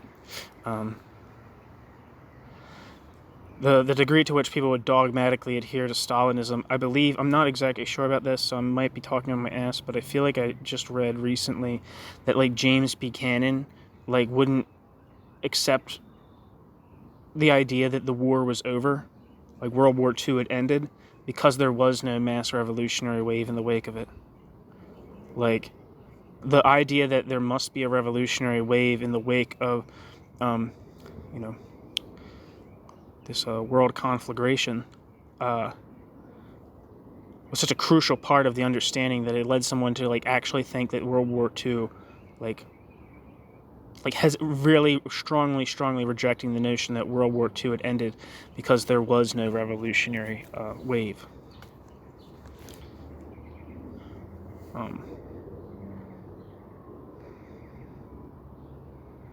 Anyway, Marx, in contrast to previous socialists, saw socialism not as a negation of capitalism, but also as something, quote, springing from an existing class struggle, from a historical movement going on under our very eyes, end quote. Marx, The Communist Manifesto. The working class, Marx wrote, quote, have no ideals to realize, but to set free the elements of the new society with which old collapsing bourgeois society itself is pregnant, end quote. Civil War in France, Marx. In Marx's view, capitalism did progressive work by producing the elements for socialism: advanced technology, socialized production, an educated working class able as a rule to organize, even if not in full legality. After World War I, the communist movement believed that those elements were sufficiently developed to make socialism a short-term possibility. Capitalism had entered a period of decay. War and crises stopped it advancing and had even begun to destroy some of its previous progressive achievements. Nevertheless, as Lenin remarked, there is no situation without a way out for the bourgeoisie. Capitalism had not reached a dead stop. If the workers failed to seize the sought opportunities to overthrow capitalism, then eventually, out of blood, suffering, and chaos, capitalism would revive. Trotsky explained this as late as 1928, quote, "Theoretically, to be sure, even a new chapter of general capitalist progress in the most powerful ruling and leading countries is not excluded. But for this, capitalism would first have to overcome enormous barriers of a class as well as an interstate character. As well as of an interstate character. Capitalism would have to strangle the proletarian revolution for a long time, ... In the final analysis, this question will be settled in the struggle of international forces," end quote. Trotsky. That's in Strategy and Tactics in the Imperialist Epoch. In the 1930s, however, a blanket, quote, negativism, end quote, in relation to capitalism became central to Trotsky's positive appreciation of nationalized economy in the USSR. In the Transitional Program of 1938, which is on this channel, The Death Agony of Capitalism, Trotsky would write, quote, "The economic prerequisite for the proletarian revolution is already in general achieved the highest point of fruition that can be reached under capitalism. Mankind's productive forces stagnate. The bourgeoisie itself sees no way out," end quote. In the, quote, USSR and War, end quote, which is on this channel, September 1939, Trotsky would assert, quote, "The disintegration of capitalism has reached extreme limits. Likewise, the disintegration of the old ruling class. The further existence of this system is impossible," end quote. The classic studies of Lenin and Bukharin on imperialism had foreseen a rapid development of capitalism in the less developed countries, accompanying crises in the more advanced countries. In the long run, they were right even for the 1930s, where some third world countries started substantial, quote, import substitution industrialization, end quote. Import substitution basically means, if you weren't familiar with like the basically like a national economy becoming self-sufficient in goods that it typically imported, right?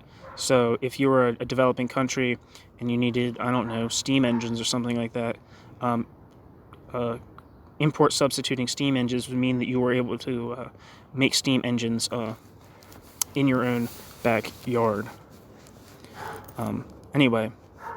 But in 1928, the Stalinists made it their official doctrine that imperialism forced total stagnation on those less developed countries. Trotsky never took issue with the new teaching. If in the 1930s Trotsky had seen the industrial growth of countries such as Japan and Mexico as indicating an important and substantial pattern, though limited on the margins of world capital, that would have put Stalin's economic successes in a more balanced and nuanced perspective, but he never did. In his last period, the vision would push Trotsky into a sort of, quote, sectarian, end quote, anti-capitalism, and later his neo-Trotskyist followers into, quote, unconditional, end quote, support for anything, never mind what, that was anti-capitalist. I'm going to repeat that. That's very, very, very important. And I think for me, I think that the, I don't know, it seems like at least the early forms of bureaucratic collectivist argumentation is very limited. And I think those that, it's not limited by comparison to the degenerated worker state thesis, but comparative to the state capitalist thesis, which I think has the merit of focusing very much on the relations between direct producers and the production process itself. Whether or not there's something, whether or not that form of surplus that was expropriated from the direct producers took the form of value, that's another question, which would decide what I think is like pretty important to deciding whether you could call it capitalist or not.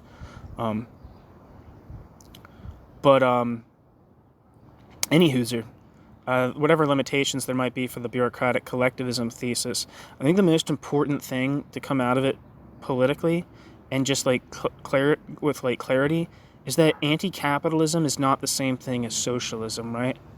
Like anti-capitalism, like I would say that like even though it's like extremely exploitative, extremely hierarchical, extremely oriented towards domination, and has all of the negative features that would make capitalism an ethically, that makes capitalism an ethically inferior system to the socialist vision. I think that despite all that, I think Stalinism was very much anti-capitalist. I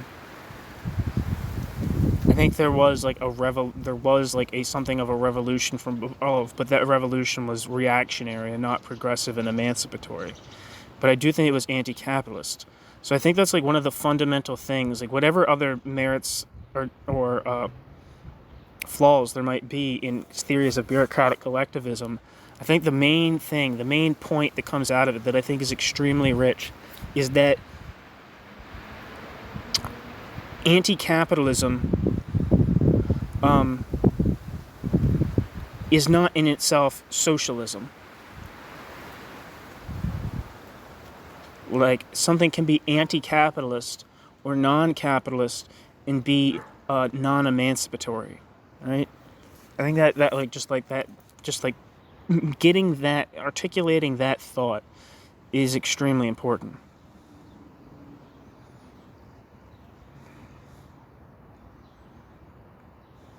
Anyway, I'm going to reread that last sentence anyway, just because I think it's so good. In his last period, the vision would push Trotsky into a sort of, quote, sectarian, end quote, anti-capitalism, and later his neo-Trotskyist followers into unconditional, end quote, support for anything, never mind what, that was anti-capitalist.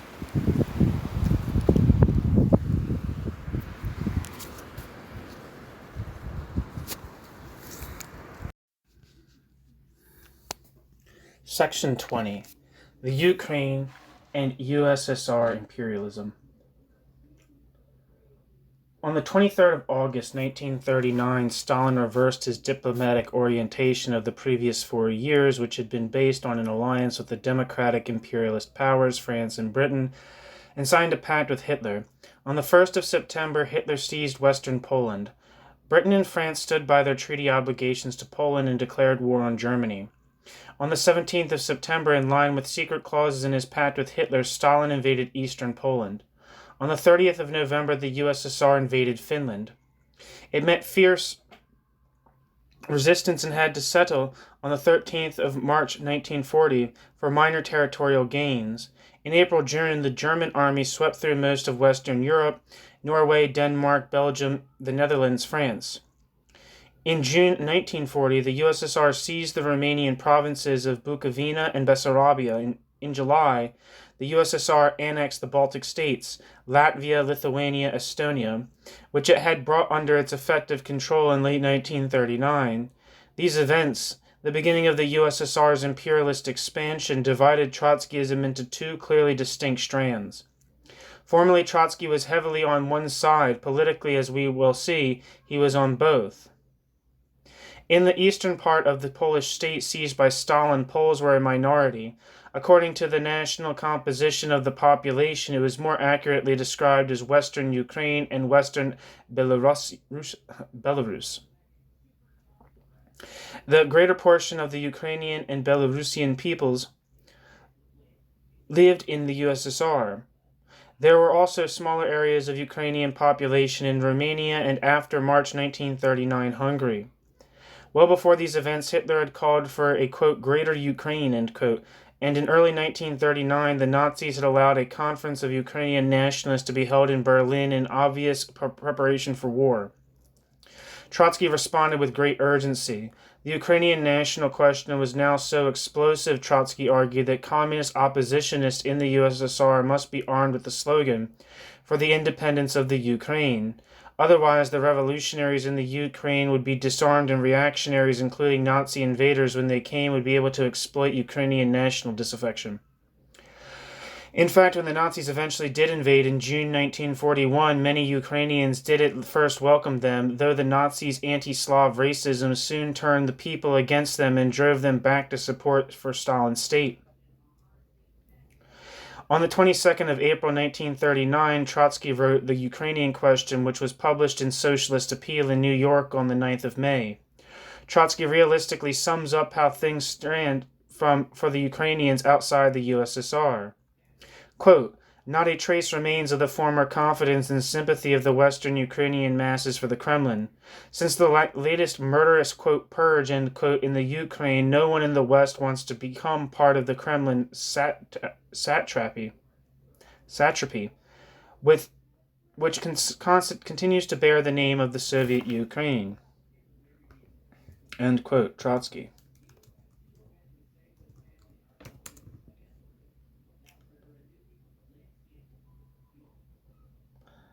A satrap was a government of the provinces of the ancient Median and Persian empires and in several of their successors, such as in the Sasanian Empire and the Hellenistic empires. A satrapy is the territory governed by a satrap. A satrap served as the viceroy to the king, though with considerable autonomy.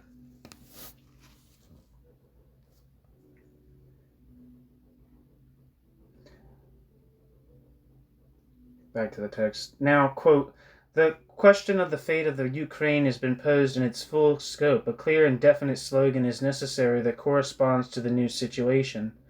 In my opinion, there can be at the present time only one such slogan, a united, free, and independent workers' and peasants' Soviet Ukraine, end quote. Anticipating objections from the, quote, friends, end quote, of the USSR, Trotsky replies, quote, the fervid worship of state boundaries is alien to us. We do not hold the position of a, quote, united and indivisible, end quote, whole. After all, even in the 1936 Constitution of the USSR, even the 1936 Constitution of the USSR acknowledges the right of its component federated peoples to self-determination, that is, to separation, end quote. To raise the slogan of Ukrainian independence in the USSR would bring immediate shooting for treason.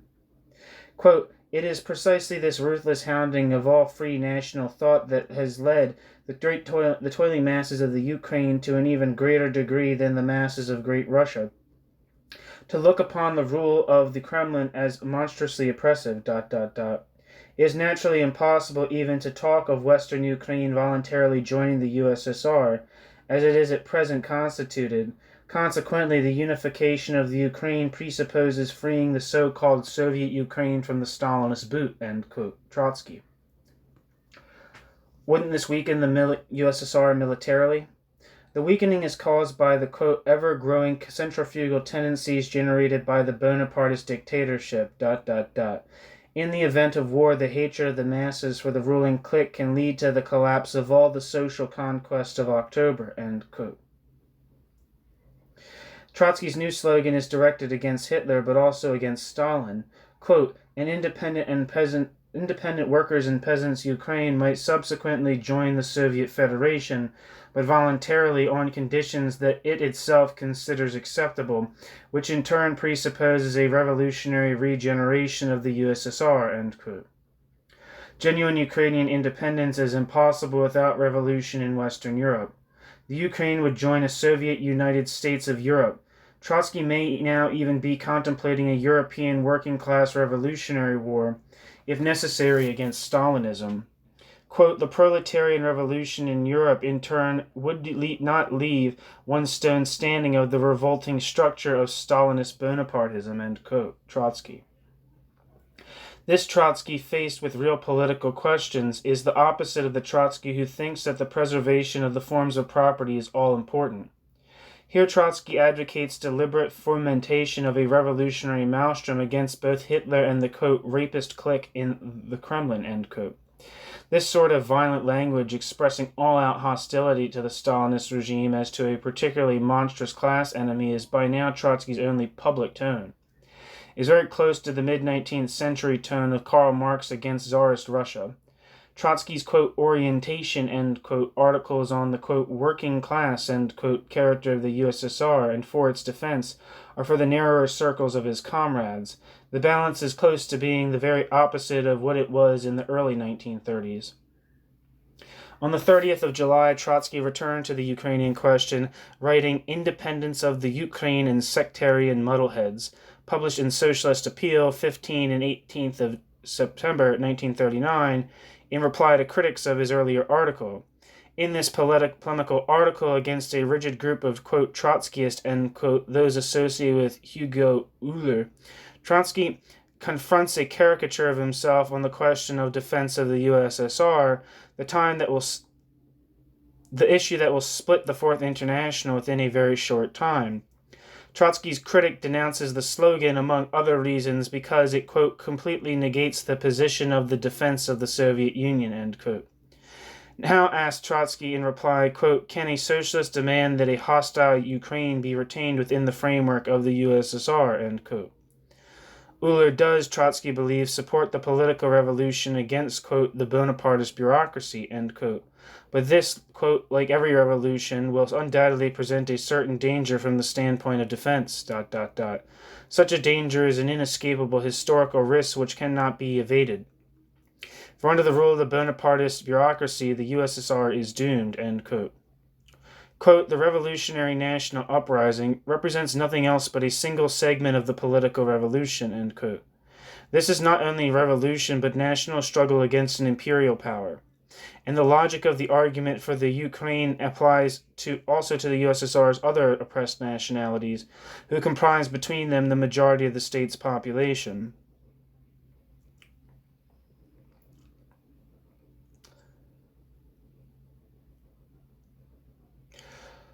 What if, quote, the separation of the Ukraine threatens to break down the plan and to lower the productive forces, end quote. Quote, this argument, too, is not decisive. An economic plan is not the holy of holies, ...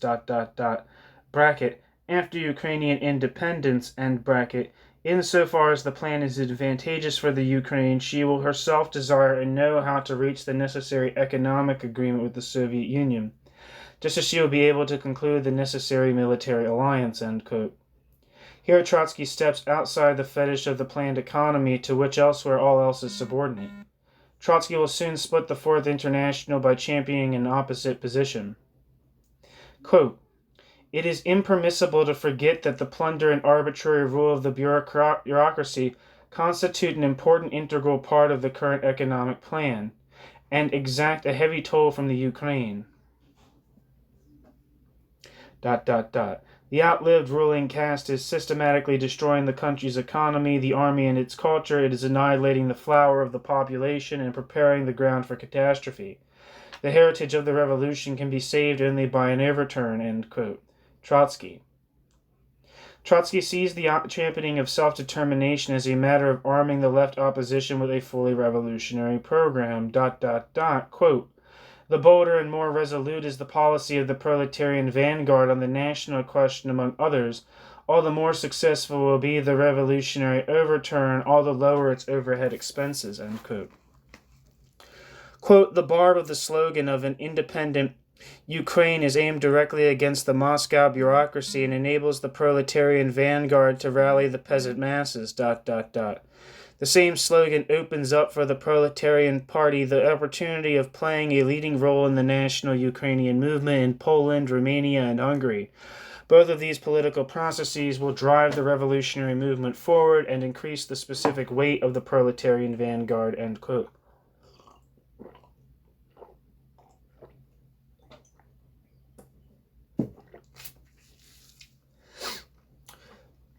Trotsky is advocating full-scale proletarian and anti-imperialist revolution, implicitly for the majority of the peoples of the USSR, where the great Russians are the minority. The call for an independent Ukraine implied a clear-cut characterization of Stalin's USSR, even before it started to expand as an imperialist state. Trotsky and Trotsky's comrades characterized pre-war Czechoslovakia, Yugoslavia, and Poland as imperialist states because they contained minorities held against their will and variously ill-treated and discriminated against. In Czechoslovakia, for example, 3 million Sudeten Germans, as well as Slovaks and Hungarians. Quote, even irrespective of its international ties, Czechoslovakia is an absolutely imperialist state, end quote. There is no logical way to exclude the USSR from the same category. At that time and up to the end of 1939, the U.S. Trotskyist newspaper, The Socialist Appeal, summed up its politics as a call for the, quote, third camp, end quote. Trotsky expounded it like this, quote, the attempt of the bourgeoisie during its internecine conflict to oblige humanity to drive up into only two camps is motivated by a desire to prohibit the proletariat from having its own independent ideas. This method is as old as bourgeois society, or more exactly as class society in general. No one is obligated to become a Marxist, no one is obligated to swear by Lenin's name, but the whole of the politics of these two titans of revolutionary thought was directed towards this, that the fetishism of two camps would give way to a third independent sovereign camp of the proletariat, that camp upon which, in point of fact, the future of humanity depends, end quote. In the politics Trotsky developed on the Ukraine in the months leading up to World War II, he aimed the same approach, in essence, to conflict between the two camps of Hitler and Stalin on one side and the Allies on the other. Quote, the question of first order is the revolutionary guarantee of the unity and independence of a workers' and peasants' Ukraine in the struggle against imperialism on the one hand and against Moscow Bonapartism on the other, end quote. Trotsky. Section 21. The Partition of Poland.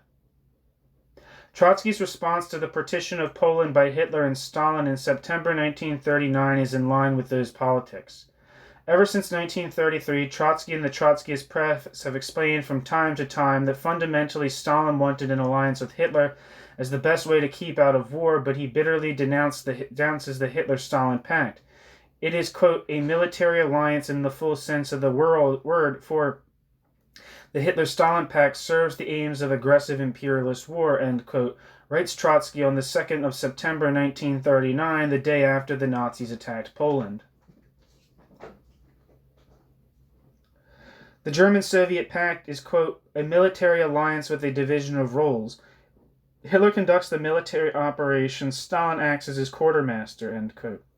Thinking in terms of years of European war, though in fact it will be only 10 months before Hitler is master of the continent, Trotsky predicts that if Hitler, with Stalin's help, wins the war, then, quote, that will signify mortal danger for the Soviet Union, end quote.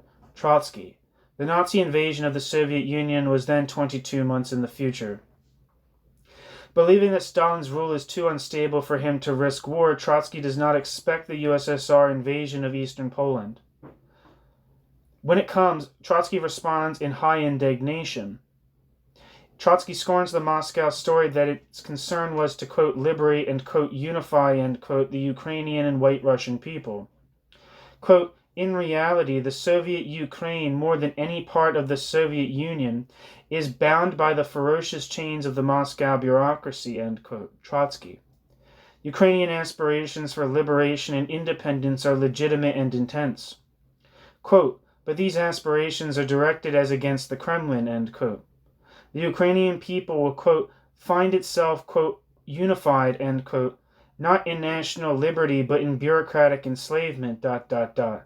It is not a question of emancipating an oppressed people, but rather one of extending the territory where bureaucratic oppression and parasitism will be practiced, end quote.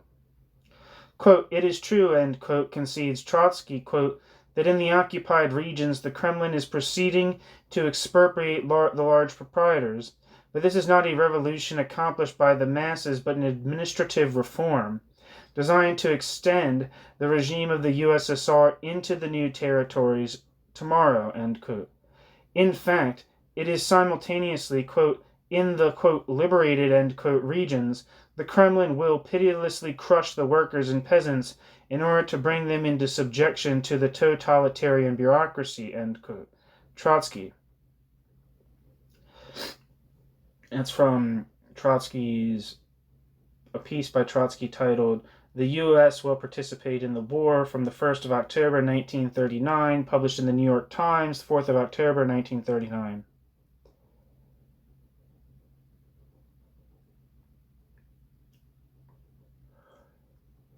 New section. Section 22. Trotskyism in 1939. By late 1939, in short, the balance of Trotsky's politics has shifted heavily towards the advocacy of revolution by the workers and oppressed nationalities against the USSR autocracy, quote, defense of the USSR against imperialism, end quote. Though not at all renounced, has become very secondary.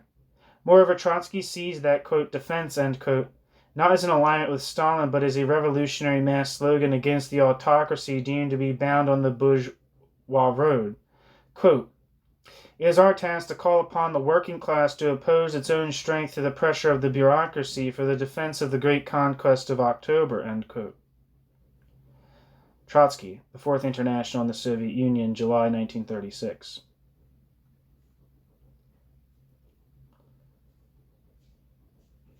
Trotsky is unsure about the theoretical definition. Trotsky does not know. That is why Trotsky oscillates between different, quote, defensisms, end quote. Trotsky can only operate politically on what Trotsky has known while questioning and developing and trying to hold together the possibility of revolutionary action by the Fourth International. But the exigencies of politics are wreaking havoc for, quote, with, quote, science, end quote.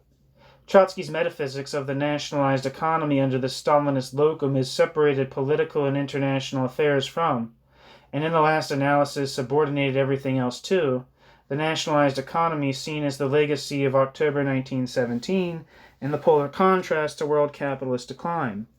In this conception, nothing that the autocracy can do, killing millions, deporting nations, destroying labor movements, or even after 1944 to 45 conquering and pillaging a large part of Eastern and Central Europe, nothing but denationalizing the economy can stop the USSR from being a worker state.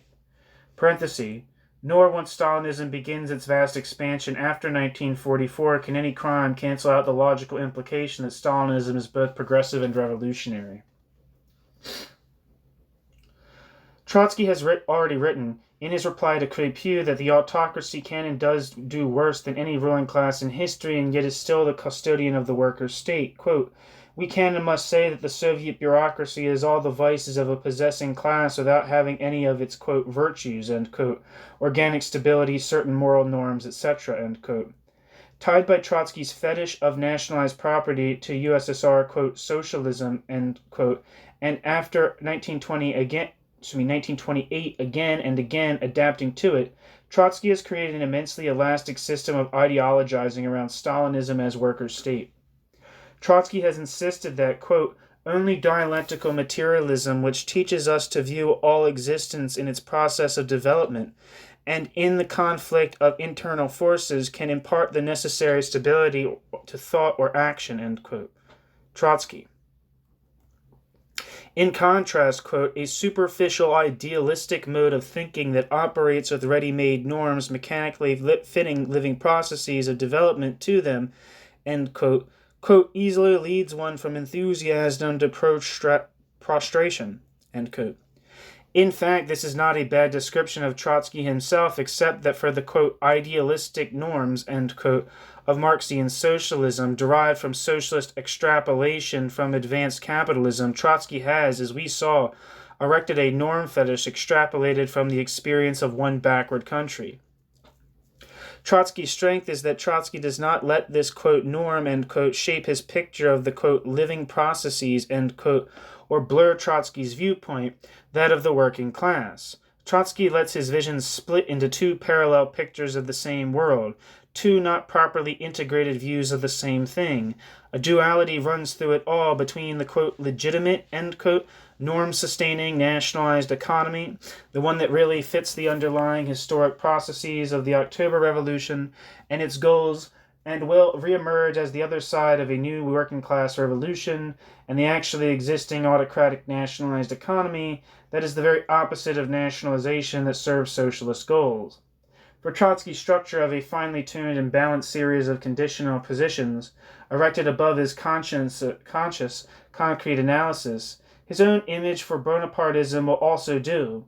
It is a weight finely balanced on the top of a pyramid, finely balanced between his, quote, old communist, end quote, politics, and analyzes on one side and on the other the encroaching totalitarian economist logic of his theories about the progressive nationalized economy, in which the bureaucracy is locum for an enslaved working class and creates seeming economic miracles in part by driving living standards down to subsistence level, and for millions below.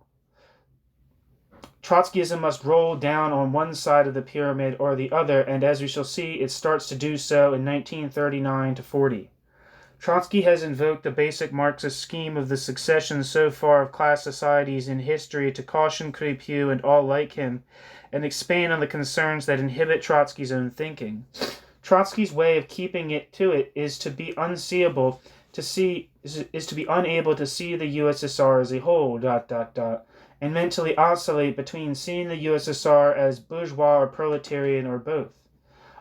Of Crépieux, Trotsky had said that he did not deal with the questions of historical perspective raised by his description of Stalinism as a class society. Quote, if this new society is an inevitable stage between capitalism and socialism, or if it is merely a historic, quote, accident, end quote, end quote. From the point of view, quote, of our general historical perspective as it is formulated in the Communist Manifesto of Marx and Engels, the sociological definition of the bureaucracy assumes capital importance, end quote. The retardation of the world revolution produced Soviet degeneration. It is, quote, the result of political and quote, conjunctural, end quote, causes. One can speak of a new, quote, conjunctural, end quote, class? I really doubt that, From the point of view of the historic succession of social regimes, to give the bureaucracy the name of a possessing class is not only an abuse of terminology, but moreover a great political danger which can lead to the complete derailment of our historical perspective, end quote. Trotsky. There is more than a little in this of special pleading, of an invitation to collude in a conspiracy of silence, and of the incantatory, ideologically prophylactic repetition of increasingly doubtful, quote, official truths, end quote, lest the furies escape and chaos follows. This sort of consideration, if this, then that, and we must think of the implications, is inimical to the task Trotsky is ostensibly engaged in, of thinking the problems through to the end. Trotsky's concern, let us repeat, is that of revolutionary politician. Trotsky could truly claim to have kept the terrible chronicles of Stalinist rule and Stalinist crimes with matchless strictness, scrupulosity, and objectivity. Trotsky is right to approach the question cautiously and in wishing to err rather on the side of belatedness than to rush needlessly to conclusions that will bring theoretical disarray into a movement whose morale and capacity for action at decisive moments may shape the future. Yet the art is to know when quantity passes to quality. From 1936 onwards at least, when Trotsky comes as near as makes no difference to define the USSR as a new form of class society, and then unconvincingly retreats, Trotsky is fighting a rearguard action, and fighting it in such a way as to suggest that Trotsky knows that is what he does. His motive is honorable and understandable. Trotsky is a revolutionary politician, not an academic or backwards-focused historian. Trotsky's focus and proper concern is the future and preparations of action. The cost of his theoretical tardiness for the future of his movement will be higher than he could ever have imagined. Trotsky is teaching his followers to live on a political tightrope. Trotsky is teaching, quote, convenience and, quote, implications, end quote, as a legitimate factor in political theoretical calculations, and, quote, not yet, end quote, as a pseudo-answer to avoid an indicated but unwanted answer. Others after him will be less able to keep the balance than Trotsky is, and on a certain level Trotsky has revised Marxism. In the interest of a preconceived perspective and of dogmatism, he is using Marxism as a narrowly conceived and defined political artifact that is as only a servant of political expediency. He has impermissibly stretched the term and concept so out of shape that they begin to look like the thing they supposedly encompass, the USSR. Essentially, as we have seen, Trotsky uses the technique of palimpsestry.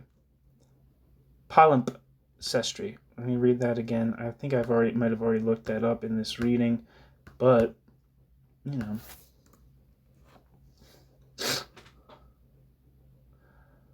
Palimpsest, a manuscript or piece of writing material in which the original has been effaced to make room for later writing, but of which traces remain. It also refers to something as reused or altered, but still bearing visible traces of its earlier form.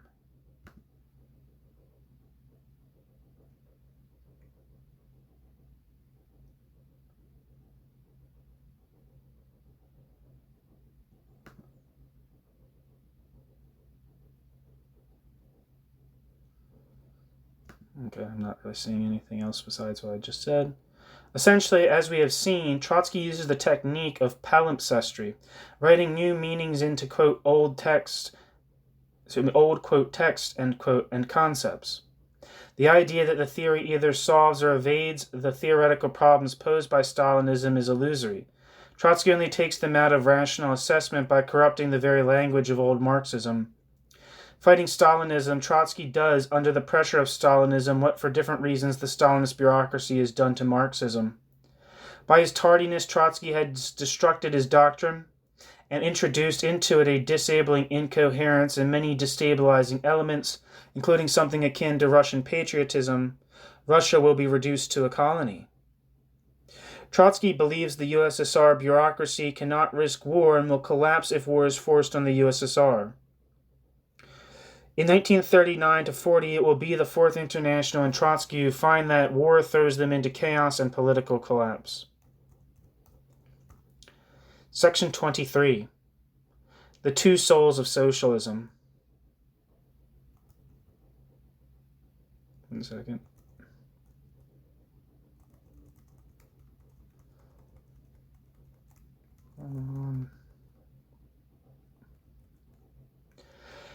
At the Political Committee of the American Trotskyist Group, the Socialist Workers' Party, on the 5th of September 1939, James Burnham put down a set of theses on the USSR and the war.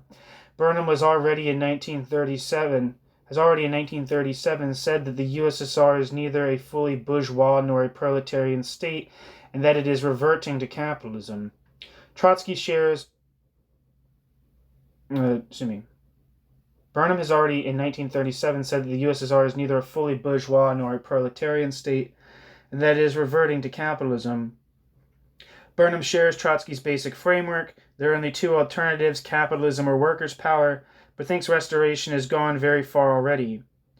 He now re-raises the question and calls for a clear denunciation of the USSR as imperialist. Contrary to myth, Burnham did not argue that the USSR is, quote, bureaucratic collectivist, end quote. Burnham will later write, quote, the managerial revolution, end quote, with a different thesis. Here he is still arguing for the perspective of capitalist restoration. In the subsequent arguments, the only person to advance the idea of bureaucratic collectivism will be Trotsky, who expounds it tentatively and defends it from the charge of, quote, revisionism, end quote, but for now, rejects it. Trotsky's main antagonism in the faction fight that would develop, Max Shachtman and Martin Aburn, share Trotsky's basic position that the USSR is a degenerated worker state. Shachtman has doubts and reservations, but does not propose or indeed have an alternative to Trotsky's formal position. Shachtman will never adopt the position of Burnham.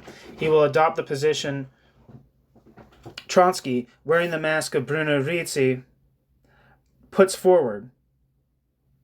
The split that develops is one in Trotsky's own camp. The dispute is not about the theories of the USSR, but about political responses to the USSR's invasions of Poland and Finland, and to the beginning of the imperialist expansion of the USSR.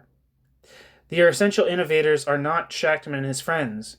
Trotsky is the innovator, on the one hand inserting new substance into the old formula of, quote, defense of the USSR, end quote, in response to the new imperialist phase of Stalinism, and on the other provisionally sketching out a new theory of Stalinism. I'm going to repeat that. The essential innovators are not Shachtman and his friends. Trotsky is the innovator on the one hand, inserting new substance into the old formula of, quote, defense of the USSR, end quote, in response to the new imperialist phase of Stalinism, and on the other, provisionally sketching out a new theory of Stalinism.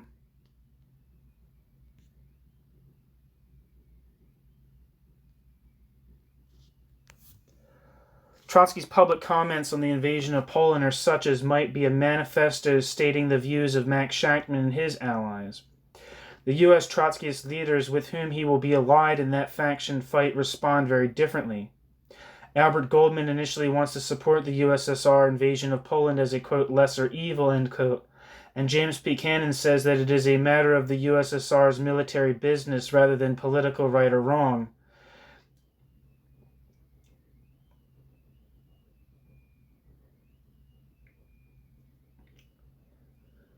Excuse me. Footnote. Cannon would have a reductio ad absurdum of this position as late as 1944, and on that basis he defended the USSR's treachery to the insurgents of Warsaw. See The Bureaucratic Jungle in this volume.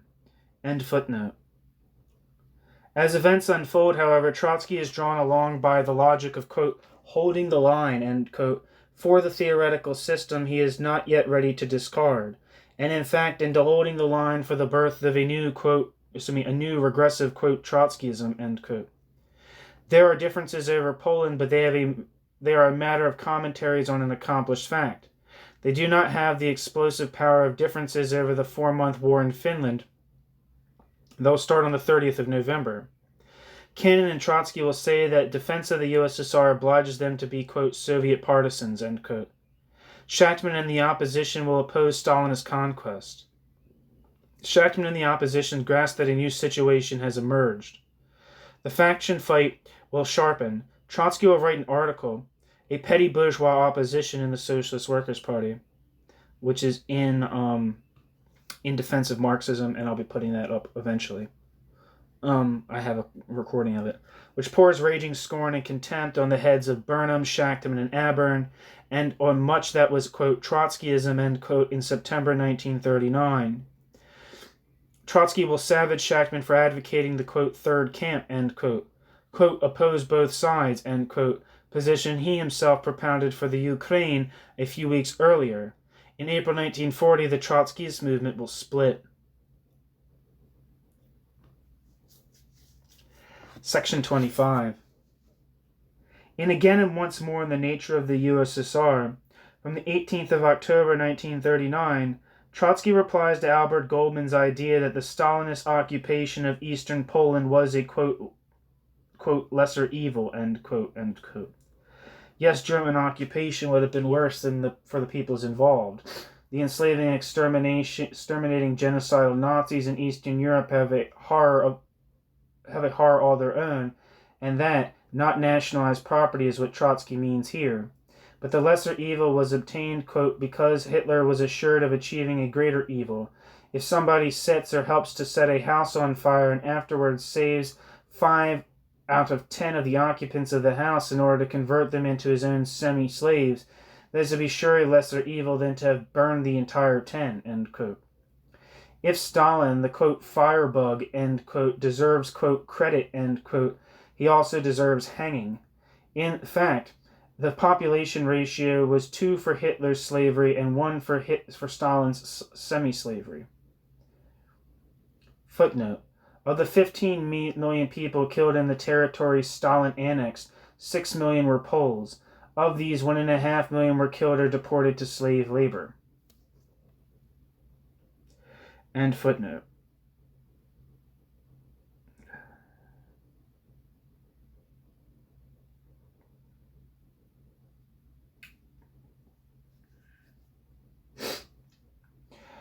Trotsky responds sympathetically to the alarm of some of his comrades about, quote, unconditional defense of the USSR, end quote.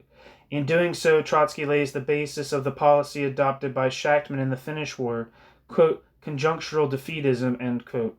Trotsky defines, quote, unconditional unconditional, end quote, defense of the USSR, end quote, to mean, quote, that independently of the motives and causes of the war, we defend the social basis of the USSR if it is menaced by danger on the part of imperialism, end quote.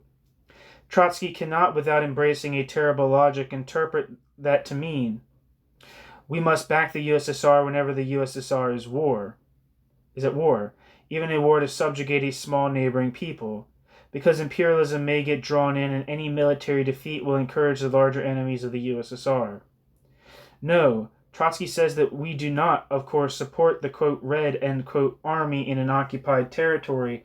An invasion of India by the USSR in alliance with Hitler is being hypothetically discussed, any more than we support it in the USSR. Quote, if the Red Army menaces worker strikes or peasant protests against the bureaucracy in the USSR, shall we support it? Foreign policy is the continuation of the internal. We have never promised to support all the actions of the Red Army, which is an instrument in the hands of the Bonapartist bureaucracy. We have promised to defend only the USSR as a worker state and solely those things within it which belong to the worker state, end quote. But in fact, in war, the USSR and the, quote, Red Army, end quote, are a single entity, indivisible. But here Trotsky labels, quote, adroit casuistry, end quote, arguments he will shortly use or imply, quote, if the Red Army is beaten by the insurgent masses in India, this will weaken the USSR, end quote. Trotsky replies, quote, the crushing of a revolutionary movement in India with the cooperation of the Red Army would signify an incomparably greater danger to the social basis of the USSR than an episodic defeat of counter-revolutionary detachments of the Red Army in India, end quote.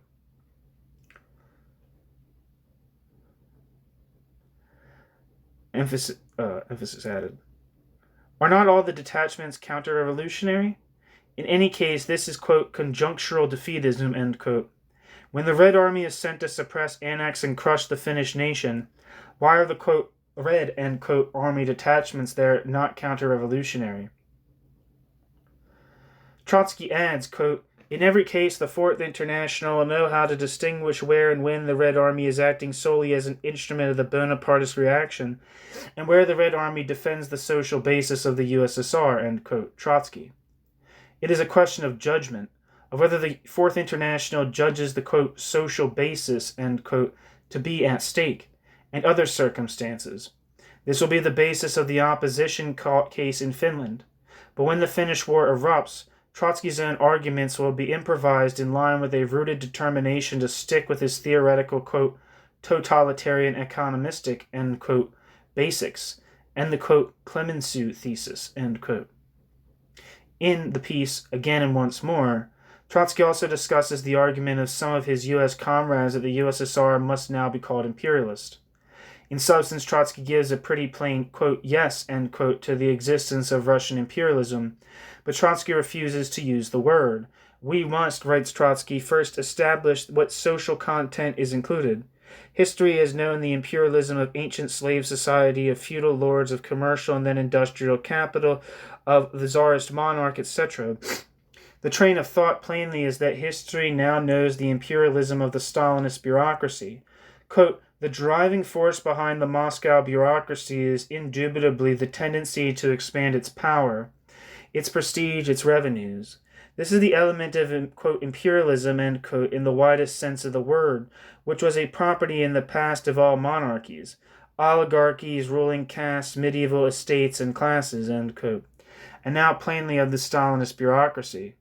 Having admitted this and thus opened the door to the development of a rational, quote, Trotskyist, end quote, understanding of the enormous explosion of Russian Stalinist imperialism that the next half-decade would experience. Trotsky closes it, quote, in ... Marxian literature, imperialism is understood to mean the expansionist policy of finance capital, end quote. Trotsky keeps the facts under review with stringent honesty, as in the assimilation of Russian expansion to the many and varied experiences and types of imperialism in history. But as on the question of class and exploitation posed by the Stalinist experience, Trotsky's essential position is, our theory does not know of this phenomenon and our perspective excludes it. Where the point of this discussion is what is new that current Marxist literature, like Trotsky, should deal with. Trotsky points to the fact that Marxist literature has not done it so far, ...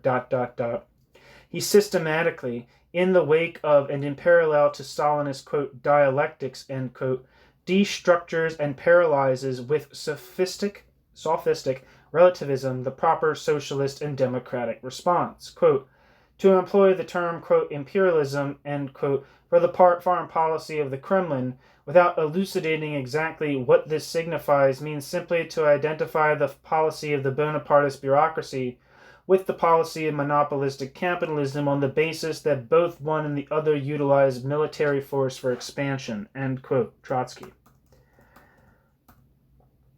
All that is conveyed by the outrage at the impermissible abstraction involved in equating finance capital and the USSR on the basis of expansion is that these are different systems. The facts are not denied. Trotsky has put them with admirable clarity. Trotsky won't call the autocracy a class or what it does exploitation and imperialism, but he is sharp and clear about what it is they are in life and what they do, and on what a proper socialist response is, including on the national question in the USSR, Ukraine.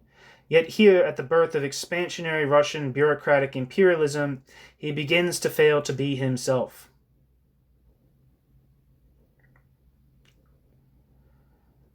On Finland, Trotsky will fail utterly and completely to maintain his consistently Bolshevik politics. For the first time since he came out for, quote, political revolution, end quote, in the USSR, he cannot respond to a critic who wants to define the autocracy as a new exploiting class. By reporting, For the first time since he came out for, quote, political revolution, end quote, in the USSR, Trotsky cannot respond to a critic who wants to define the autocracy as a new exploiting class by retorting, what do you want to add to the political conclusions? When Trotsky says that the identification of USSR expansion and the imperialism of expansionary finance capital can sow, quote, only confusion, end quote, and that, quote, it is much more proper to petty bourgeois Democrats than to Marxists, end quote, he puts out the eyes of his surviving comrades of the Fourth Internationalist movement.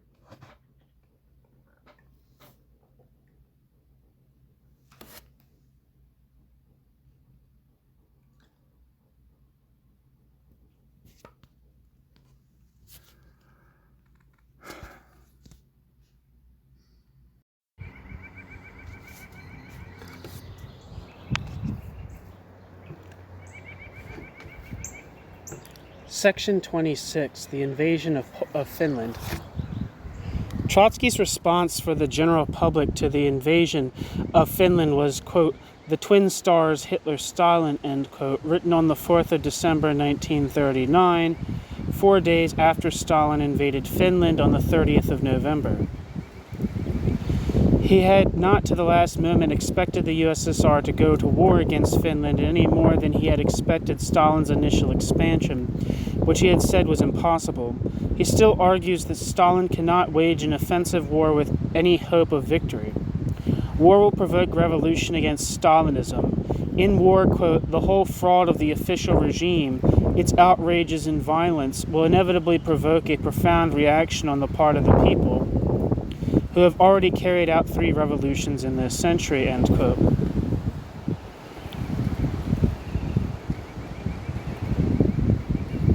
The USSR is capable of being a reactive force only. Germany, to draw the USSR into the war, quote, obviously pushed Moscow against Finland, end quote. Trotsky seems to expect an easy USSR victory, quote, but the Sovietizing of the Western Ukraine and White Russia, Eastern Poland, like the present attempt to Sovietize Finland, are they not acts of socialist revolution? Yes and no. More no than yes.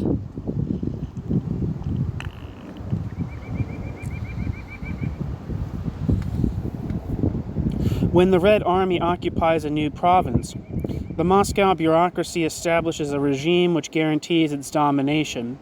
The population has no choice but voting yes to the effected reforms in a totalitarian plebiscite. A, quote, revolution, end quote, of this kind is feasible only on an army-occupied territory with a scattered or backward population. This revolution can indeed be accepted by the Kremlin, and Hitler has no fear of it, end quote. After this article is Trotsky. After this article is published in Liberty magazine on the 27th of January 1940, a member of the Socialist Workers' Party minority, Dwight MacDonald, will comment that in Liberty, Trotsky is, quote, in reality, quote, in reality, end quote, a ... Shachtmanite, end quote, and pro-USSR only in the Trotskyist private discussion bulletins. In fact, the, quote, two Trotskys, end quote, phenomenon that now emerges is remarkable. It is as if the two Trotskys don't even communicate with each other very well. In his public writings, including those in the Trotskyist press, Trotsky responds as a working-class socialist to the USSR that actually exists and to what it really does. In his, quote, internal, end quote, orienting, quote, esoteric, end quote, writings, he deals with the USSR of his theory, with a USSR that does not exist except in Trotsky's map of history, that exists in his imagination and in his hopes.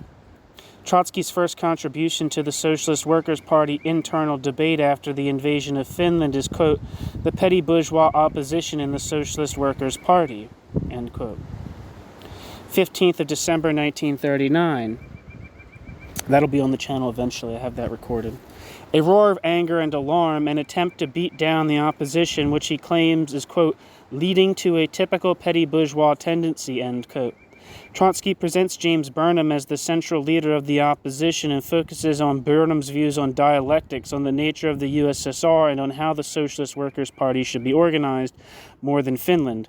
These are all issues on which Burnham has had long-standing and well-known differences with Trotsky, but on which the other leaders of the Socialist Workers' Party, Max Shachtman, Martin Aborn, share Trotsky's views. A month later, Trotsky will sum up his picture of the opposition, quote, the relationship of forces within the bloc is completely against Shachtman.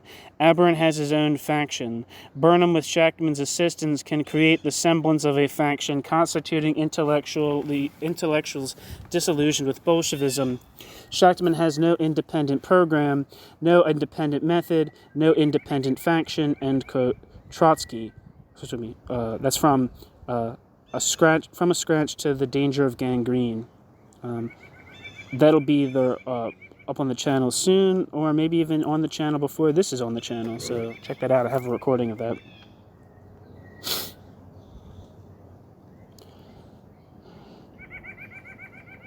Trotsky and Cannon fear that Burnham will dominate the opposition, but he did not dominate. After Burnham's defection from Shachtman's Workers' Party, soon after the April 1940 split, perhaps a dozen youth no more would join the Socialist Party. Aborn would never play an independent political role in the Workers' Party. The idea of Burnham's dominance was pretty spurious in 1939 to 40. By 1942, when Trotsky's polemics from 1939 to 40 were published by the Socialist Workers' Party as a book, In Defense of Marxism, and since it had become a plain matter-of-fact libel on the Workers' Party. The spuriousness of it displayed in an eloquent passage where Trotsky develops the idea of a parallel between dialectics and the Russian question in Burnham and Shachtman. Quote, Burnham ... possesses a method, pragmatism. Shachtman has no method. Shachtman adapts himself to Burnham, end quote. But Shachtman has a conscious method, and it is the same as Trotsky's. If it is true that Shachtman on the USSR quote, gravitates, end quote, towards Burnham, an explanation for this may be sought in the difficulties and contradictions and inadequacies of the conclusions that Trotsky and Shachtman have with their, quote, dialectical, end quote, method reached so far. The opposition asserts that their position does not depend on Burnham's thesis on the USSR. Shachtman and Aborn have reasons of their own. Neither of them will ever come to share Burnham's position of 1939. Trotsky's insistence that Burnham is central is a way of insisting on Trotsky's own method as he uses it and with his conclusions as the only legitimate conclusions. Or in other words, a refusal to admit Shachtman's and Aborn's conclusions as possible from the standpoint they held in common with him. It is denial of a split in his own camp. but both on the rights of small nations against the USSR and on, quote, conjunctural defeatism, end quote, Trotsky has broken their ground for them. The opposition are developing the entire trend of Trotsky's thought since 1936-37, and the Workers' Party they found will continue to do it. The, quote, petty bourgeois opposition, end quote, when he deals with Finland, in the text, the petty bourgeois opposition, when Trotsky deals with Finland, Trotsky comes out more, quote, for, end quote, Russia than in any previous writings for many years. To punish the Stalinists, quote, for their unquestionable crimes, end quote, Trotsky says, the opposition resolution does not mention, quote, by so much as a word that the Red Army in Finland expropriates large landowners and introduces workers' control while preparing for the expropriation of the capitalists, end quote. Trotsky hoped for class struggle in the interstices and maybe for the Red Army catching alight and the revolutionary blaze spreading back to the USSR. Trotsky has explained that if, hypothetically, the Russian army invades India, quote, we will teach the Indian workers to fraternize with the rank-and-file soldiers and denounce the repressive measures of their commanders and so on, end quote. This is Trotsky's full revolutionary attitude to the, quote, red, end quote, army. We, quote, fraternize, end quote, to disrupt it. Yet Trotsky's disorientation here is palpable, and not only in that the entire picture Trotsky conjures up of the war revolution is without basis in fact and contradicts the long-considered and true picture Trotsky has painted only a few months back of the attitude of the peoples bordering the USSR, like the Ukrainians and Finns. Quote, no one in the West wants to become part of the Kremlin's satrapy, which continues to bear the name of the Soviet Union, end quote. But even if, in December, Trotsky thinks the Red Army is introducing workers' control, how can he evaluate it as positive, as other than the Stalinist equivalent of fascist social demagoguery and manipulation? Trotsky goes on, quote, tomorrow the Stalinists will strangle the Finnish workers. But now they are compelled to give a tremendous impulse to the class struggle in its sharpest form, end quote.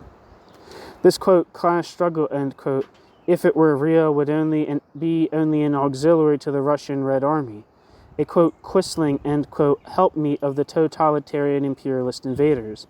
Anything that might, quote, in itself, end quote, be good, like sparks of class struggle and workers' control, would, quote, tomorrow, end quote, be stifled together with the Finnish workers. Trotsky will compare support for the USSR in Finland with the support for the Republic in the Spanish Civil War.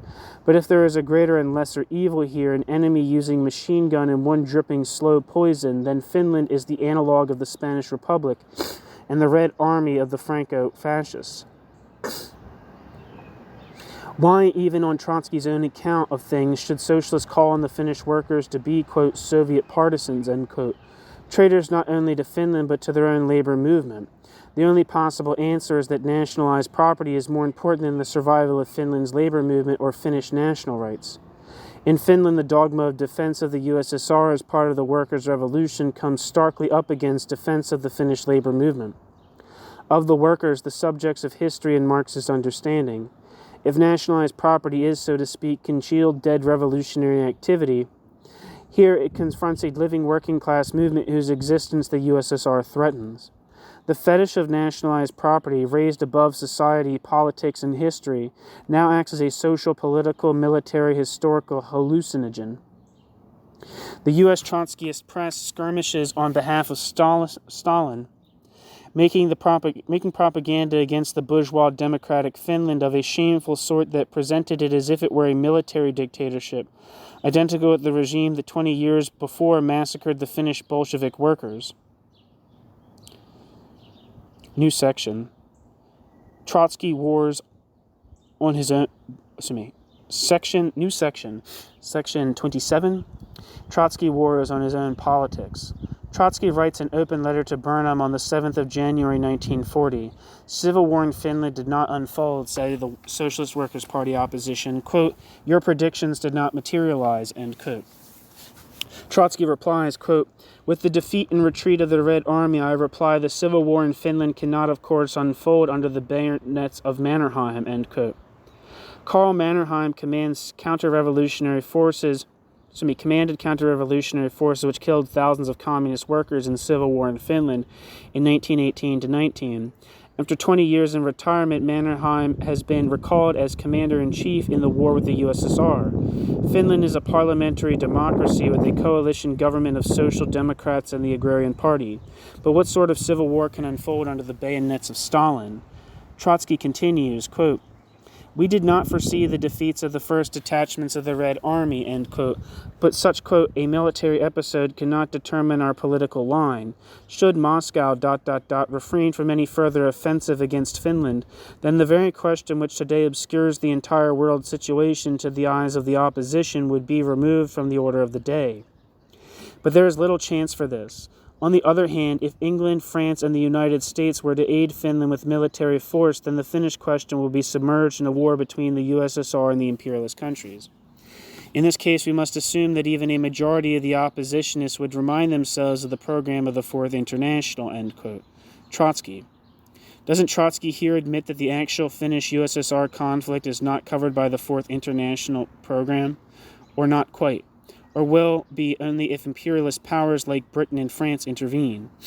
Trotsky proposes a policy determined by considerations of defending the USSR from imperialist attack, which will not in fact come by this route. Why does Trotsky not await for this? Keep separate defense of the USSR against Western imperialism, as Shachtman wants, from support for USSR imperialism against Finland. Why merge defense of the USSR with half-hatched ideas of expanding bureaucratic revolution? Trotsky concedes that the notional, quote, "civil war," end quote, in Finland, quote, "is introduced on bayonets from without. It is controlled by the Moscow bureaucracy, nevertheless," end quote. Trotsky continues, having shown it to be a very unusual, indeed an oxymoronic sort of civil war, quote, "It is precisely a question of civil war, of an appeal to the lowly, to the poor, a call to the lowly, the poor, to expropriate the rich, drive the rich out, arrest the rich, etc. I know of no other name for those actions except civil war," end quote. In fact, it is a call by a would-be, end quote, Trotsky. In fact, it is a call by a would-be conquering and subjugating imperialist state to the oppressed classes of invaded Finland to help them overrun the country and overthrow the old rulers whose position in society the invaders' ruling class, or as Trotsky would prefer, ruling autocracy and caste, will replace. They would not only add national oppression, but a uniquely intense and all-encompassing new social oppression too. Trotsky's approach here is palimpsestry, writing new content into old terms. Workers' states that are slave states, civil wars that are invasions, appeals against the rich to the poor by worse slave masters who want their help. On the same level of fantasy, Trotsky constructs a policy which he says socialists should have followed in Eastern Poland when the USSR invaded. They should, quote, "conduct a struggle against the landlords and capitalists," end quote. Does he imagine this is somehow separate from the occupying army of the USSR? Quote, "Do not tear yourself away from the masses," end quote, "who have, quote, naive hopes in Moscow," end quote. Quote, "fight in their camp, try to extend and deepen their struggle and to give it the greatest possible independence. Only in this way will you prepare the coming insurrection against Stalin," end quote.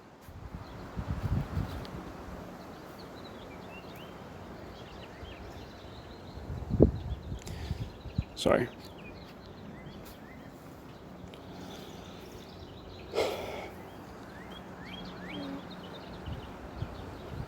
Trotsky. Here, though, Trotsky's picture of reality is radically false. Trotsky continues the tradition of being specific and concrete about revolutionary tasks. In principle, that is correct. It does not demand calling the USSR a worker state, being for the USSR's defense, or anything other than tact.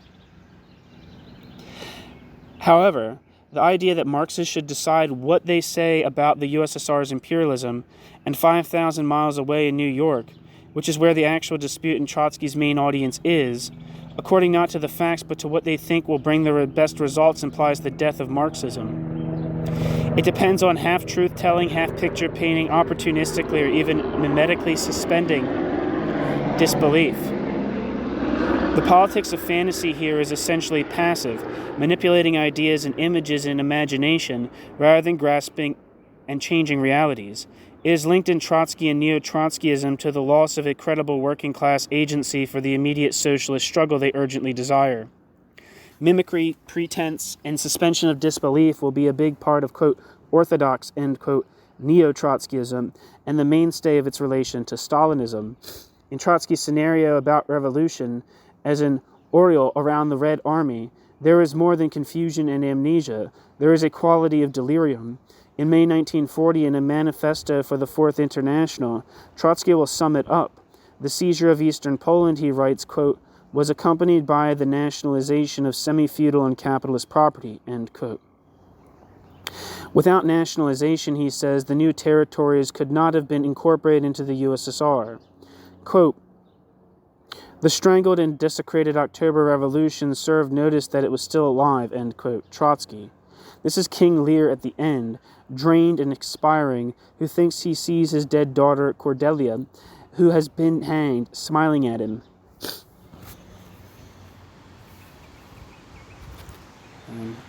You know what? Why not look up King Lear? Let's see if my internet will allow me this. I mean, I know King Lear is a character. Oh, he's a person. No, it's a whole play by Shakespeare. There's a song by Morrissey before he was a monster called King Lear that's very good. King Lear is a tragedy written by William Shakespeare. King Lear is loosely based on the mythological Lear of Britain. King Lear, in preparation for his old age, divides his power and land between his daughters Goneril and Regan, who pay homage to gain favor, feigning love. The king's third daughter, Cordelia, is offered a third of his kingdom also, but refuses to be insincere in her praise and affection. Cordelia instead offers the respect of a daughter and is disowned by Lear, who seeks flattery. Regan and Goneril subsequently break promises to King Lear and his entourage, so King Lear opts to become homeless and destitute, goes insane, and the French king married to Cordelia invades Britain to restore order and Lear's rule. In a subplot, Edmund, the illegitimate son of Gloucester,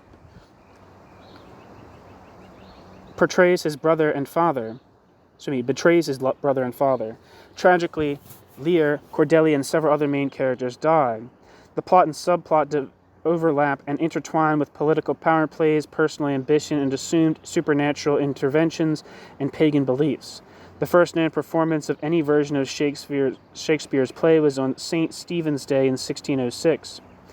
Modern editors derive their text from three extant publications: the 1608 quarto, the 1619 quarto, and the 1623 first folio.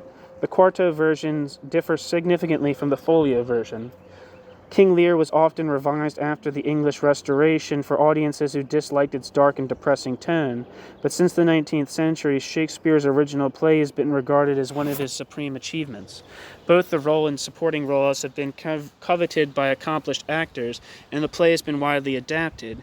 In his A Defense of Poetry of 1821, Percy Bysshe Shelley called King Lear, quote, the most perfect specimen of the dramatic art existing in the world, end quote.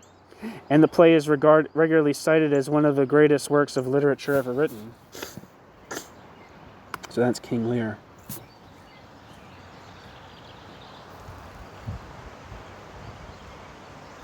And I'll reread the last line.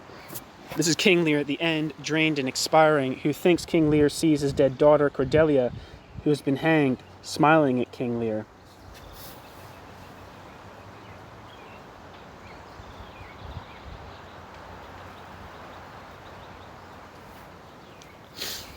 Faced with new events, Trotsky has since 1927 preferred to cram and stretch old terminology and old concepts, as if that can tidy up unruly reality and ward off theoretical problems. In fact, it only destructures meaning and erodes and corrupts words. It was one of the historic roles of Stalinism to erode and corrupt the vocabulary, the perspectives, the goals, and models of revolutionary socialism. Here on a different plane, but accommodating to the, quote, historical fact, end quote, of Stalinism, Trotsky is, for what he thinks are good revolutionary reasons, doing the same. Trotsky denounces Burnham for writing about, quote, experimental, quote, critical, and, quote, scientific, rather than, quote, Marxist, end quote, politics. Burnham, quote, called the label imperialist to describe the foreign policy of the Kremlin, end quote. This, quote, innovation, end quote, creates, quote, less, quote, sectarian, end quote, less, quote, religious, end quote, less rigorous formulas common to you and, oh, happy coincidence, bourgeois democracy, end quote. Trotsky. Trotsky is trying to imprison and freeze thought by freezing terminology. Trotsky asserts that, quote, terminology is one of the elements of the class struggle, end quote. Terminology can be an element of the class struggle, but not always on the real Marxist side of it. Fixed terminology can become a substitute for thought. The living method of Marxist analysis can be and often is smothered under it like fire under ashes. Unless we reconquer the meaning of the terminology again and again, it becomes dead matter, learned by rote, with unclear, imprecise, and receding meanings. And this attitude to terminology would make much that neo-Trotskyism said incomprehensible to outsiders, a series of self-hypnotizing mantras. The idea of insisting on a fixed and rigid terminology in, for example, journalism, is the mark, and to a considerable extent, the substance of a fundamentalist sect. In some neo-Trotskyist groups, it would eventually lead to a uniformity of phrasing even about current events. Terminological, quote, orthodoxy, end quote, is the enemy of thought and of effective politics if it is imposed as a rigid uniformity or cracked up as a necessary tribute of fealty to Marxism. In this open letter, Trotsky turns on his own politics and begins to pull them down, striking at himself. He claims that the opposition showed glaring, quote, impotence in the face of great events, end quote, on Poland, the Baltic states, and Finland. Quote, Shachtman began by discovering a philosopher's stone, the achievement of a simultaneous insurrection against Hitler and Stalin in occupied Poland. The idea was splendid. It is only too bad that Shachtman was deprived of the opportunity of putting it into practice. The advanced worker in eastern Poland could justifiably say, quote, a simultaneous insurrection against Hitler and Stalin in a country occupied by troops might perhaps be arranged and very conveniently from the Bronx, but here, locally, it is more difficult. We should like to hear Burnham's and Shachtman's answer to a, quote, concrete political question, end quote. What shall we do between now and the coming insurrection, end quote, Trotsky. This is just a side note, but if you listen to I can't remember her name. I think it's her name. Constant Meyer Ashton, who wrote one of the first histories of American Trotskyism. It's from the 70s. She straight up calls this this kind of like mocking of the Bronx and intellectuals located in the Bronx as straight up operating on anti-Semitic tropes, Trotsky's Jewish heritage or not. I don't know if that haven't really thought about it too much, but that's what she says. Anyway, back to the text. What is Trotsky saying? To, quote, tell the truth, end quote, and point to twin tyrannies, slavery and semi-slavery on Trotsky's own account, is not possible until we can organize insurrection and simultaneous insurrection. What did Trotsky advocate for the Ukraine 6 months before? Quote, the struggle against imperialism on the one hand and against Moscow Bonapartism on the other, end quote. The sarcasm about simultaneous risings amounts to jeering at the weakness of the proletariat and of the Trotskyist movement. Trotsky has wont to quote Lassalle. Every great movement begins with a statement of what is. When here, Trotsky reduces his own idea of, quote, third camp, end quote, politics to the nonsense of simultaneous insurrection, Trotsky is being pushed into one of two camps, Stalin's. Section 28, a bureaucratic revolution, question mark?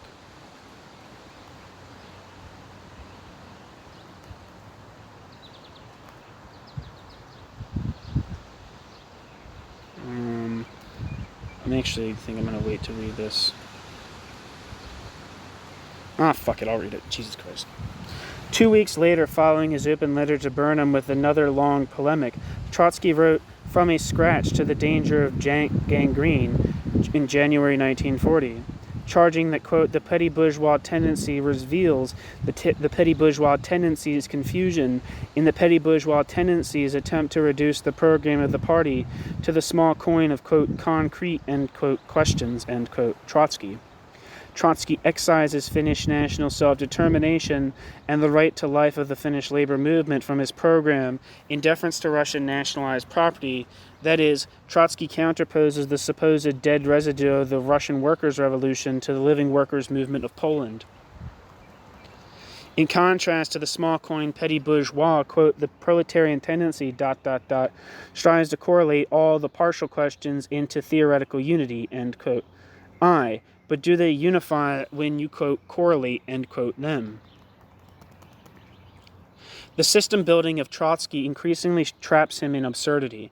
This too is dialectical, because the errors in Trotsky's system are now all-devouring. His striving for holiness and virtue is transformed dialectically into a ragged and politically vicious travesty. Fear that the whole intricate Chinese box theoretical structure he has built on the USSR will collapse, probably, and belief in the likelihood of immediate clashes between the USSR and Britain or France and Finland certainly pushed Trotsky to, quote, abstract, end quote, everything except nationalized property from the situation. It is nationalized property fetishism pushed to the point of an absolute and flat contradiction with the working class, immediately with the Finnish working class.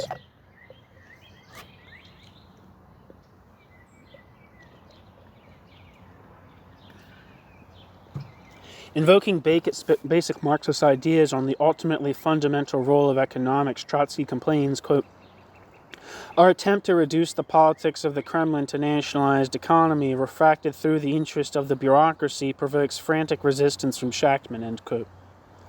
Trotsky. But what do you get if you try to see the USSR economy as crudely expressed in Stalin's foreign policy? Economic pillage is slave hunt and confiscation of the surplus product for the autocracy. Even if nationalized property forms can give a boost to production, how does the spread from a backward society of this property form, coupled with national oppression and, quote, semi-slavery, end quote, constitute progress? Take it as a whole. Nationalized property and, quote, semi-slavery, and what kind of economic form superior to capitalism is this? Trotsky is, of course, impelled by the seeming hopeless collapse of capitalism and the scenario of a succession of world wars rapidly digging, quote, the grave of civilization, end quote. But the idea of Stalinist, quote, bureaucratic revolution, end quote, would become the dominant operational element in neo-Trotskyism and serve to obfuscate and disguise the class realities of new Stalinist states of the 1940s and after, seemingly assimilating the new Stalinist states to the October Revolution. What Trotsky says on this is, quote, gangrene, end quote, is a fantastic tissue of contradictions. Trotsky accuses Shachtman, quote, my remarks that the Kremlin with its bureaucratic methods, end quote, police state methods, totalitarian conquest, quote, gave an impulse to the socialist revolution, end quote. What revolution? Quote, is converted by Shachtman into an assertion that, in my opinion, a, quote, bureaucratic revolution, end quote, of the proletariat is presumably possible. This is not only correct, but disloyal. My expression was rigidly limited. It is not a question of, quote, bureaucratic revolution, end quote, but only a bureaucratic impulse, end quote. Impulse to what? And what is the result now, which we must defend in the annexed territories as we defend the nationalized property in the USSR? Quote, the popular masses in western Ukraine and Belarus. Sorry, I always get confused when Belorussia. Is what it says here.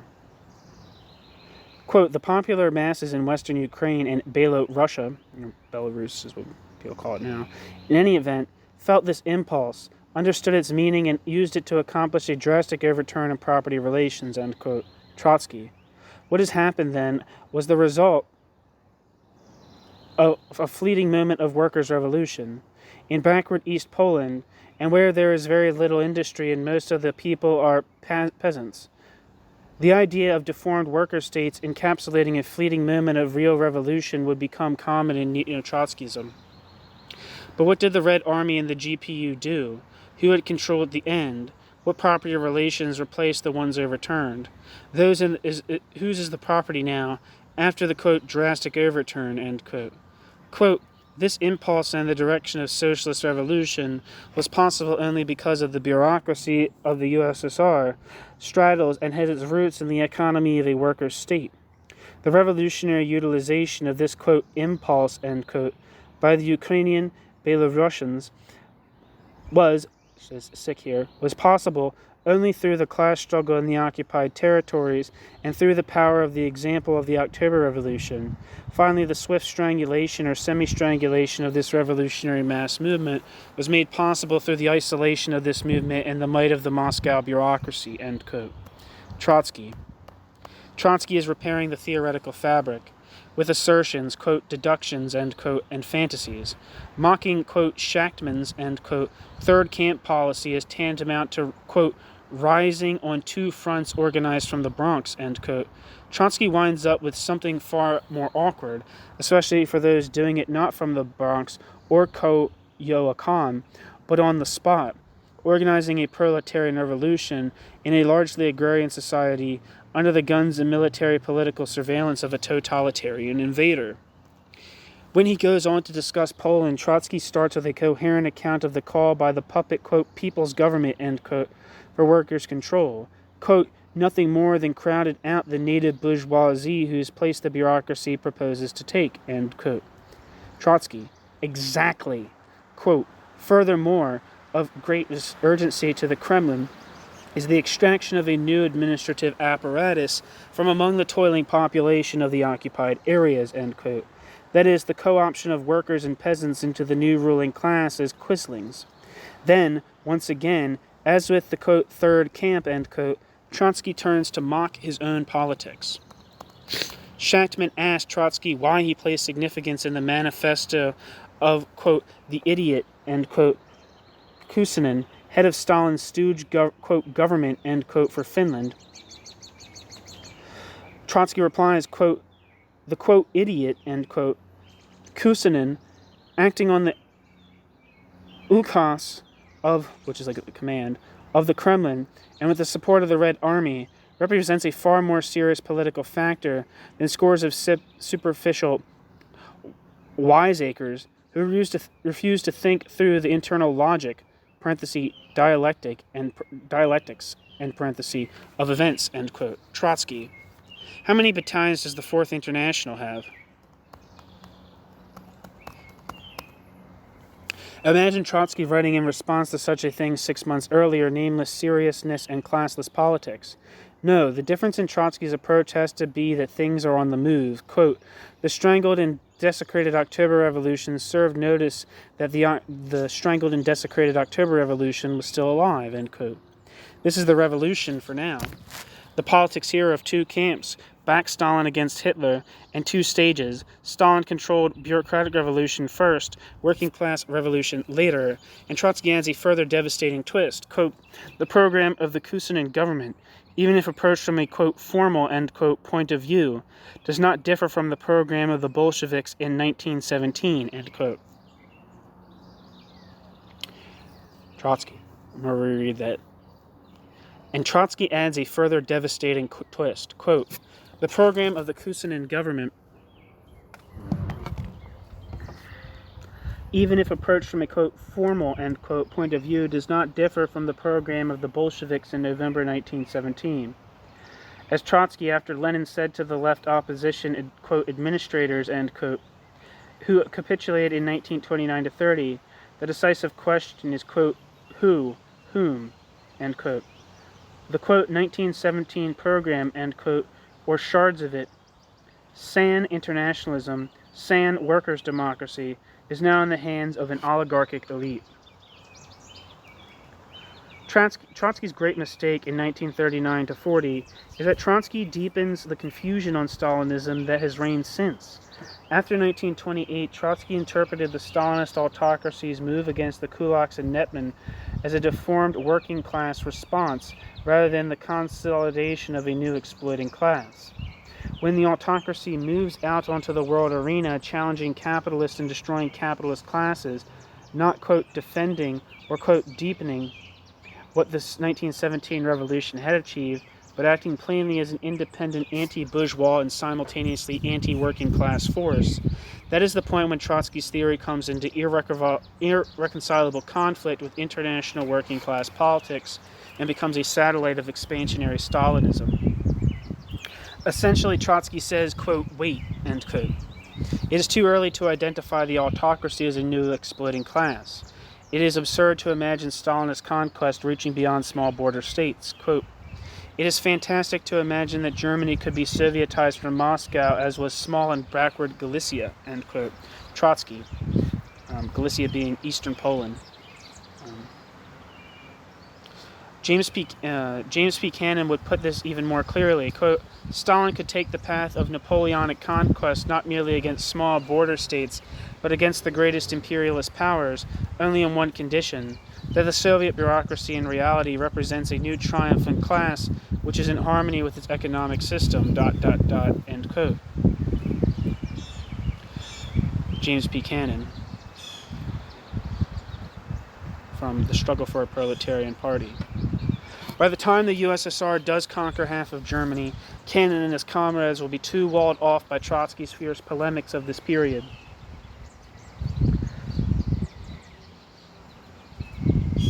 And by their own factional elaborations and party competition with the Shakhtamites to rethink.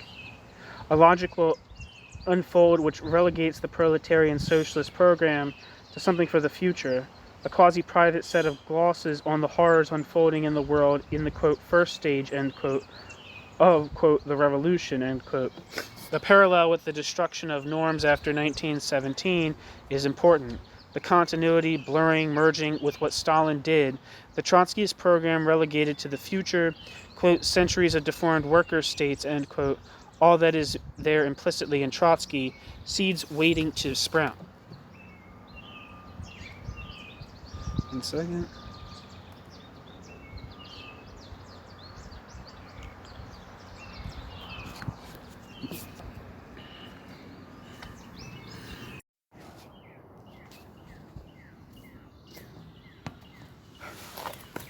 Section 29. Balance sheet of the Finnish events. Quote, gangrene, end quote, is Trotsky's last writing for the Socialist Workers' Party faction fight, followed only by a, quote, balance sheet of the Finnish events, end quote, written on the 25th of April 1940, after the end of the Finnish War, and after the Trotskyists have split. Quote, the attempt of the conjunctural defeatists, i.e. the adventurers in defeatism, to extricate themselves from their difficulty, end quote. The Trotskyist common difficulty, quote, by promising that in the event the Allies intervene, they will change their defeatist policy to a defensive one, is a contemptible evasion. It is in general not easy to determine one's policies according to a stopwatch, especially under wartime conditions, end quote. Trotsky. It is known now, Trotsky writes, that the Allied general staffs discussed bombing the Murmansk railway to aid Finland. Intervention, quote, hung by a hair. From the same hair, apparently, the principled position of the, quote, third camp, end quote, also dangled. But, ... we considered that it was necessary to determine one's position in accordance with the basic class camps in the war. This is much more reliable, end quote. Trotsky. Why was it not sufficient to switch if Murmansk was bombed? And in fact, it wasn't bombed. Here Trotsky justifies a monolithic position, unnuanced, making no distinction between defense against imperialism and support for the USSR in a predatory war, by what might but did not happen. It was a policy of eyes closed and steering with Stalin's politics and army as lodestar, because Stalin is the custodian of nationalized property. Why does Stalin represent the working class, quote, camp, end quote? Trotsky restates his reasons for, quote, defense of the USSR, end quote. Quote, first, the defeat of the USSR would supply imperialism with new colossal resources and could prolong for many years the death agony of capitalist society. Secondly, the social foundations of the USSR cleansed of the parasitic bureaucracy, are capable of assuring unbound economic and cultural progress, while the capitalist foundations disclose no possibilities except further decay, end quote. Trotsky. Yet, subject to conditions, a workers' revolution essentially identical to what, quote, cleansing, end quote, the USSR involves, the capitalist, quote, foundations, end quote, in a wealthy country like Germany can do what Trotsky says the USSR can do, quote, on condition, end quote, and greatly more so. In every respect, advanced capitalism is more progressive than the USSR. Trotsky implies a concession to the Stalinist utopia of, quote, socialism in one country, end quote, here, by placing the USSR, after revolution, above advanced capitalism after revolution. But if socialism must grow out of advanced capitalism, then the idea that imperialism is, quote, the main enemy of the world working class, end quote, and that it would be decisively worse for Germany or Britain to feed off a defeated USSR than for the USSR to feed off a defeated Germany, is nonsensical from an international socialist point of view, when the alternative is the triumphant expansion of the non-capitalist backward USSR, which is also imperialist. The basic question here is as old as the Communist Manifesto's arguments against reactionary socialists and Lenin's argument against the petty bourgeois anti-imperialists. One descendant of these ideas will be neo-Trotskyist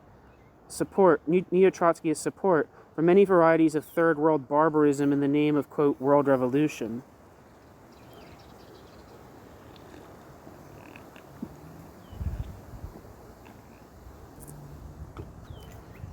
This was written in, I believe, 1995 or the mid-90s, and it's 2024 now, and ain't shit changed. Section 30, the other Trotsky. After, quote, gangrene, end quote, January 1940, Trotsky, however, continues to develop another strand of his politics in his public writings. In a press interview on the 14th of February 1940, Trotsky explains again what he knew and said before the invasion of Poland, quote, the strangling of the peoples of the USSR, particularly the national minorities, by police methods repelled the majority of the toiling masses of the neighboring countries from Moscow. The invasion of the Red Army is seen by the populations not as an act of liberation, but as an act of violence, end quote. After the end of the Finnish War, he sums it up like this, 13th of March 1940, quote, under Hitler's cover, Stalin attempted to apply Hitler's methods in foreign policy, ... Not capable of elevating the tradition of the long Finnish struggle for independence, Stalin expected to break the Helsinki government by mere diplomatic pressure. He was badly mistaken. So began a shameful war without a clear perspective, without moral and material preparation, ... end quote.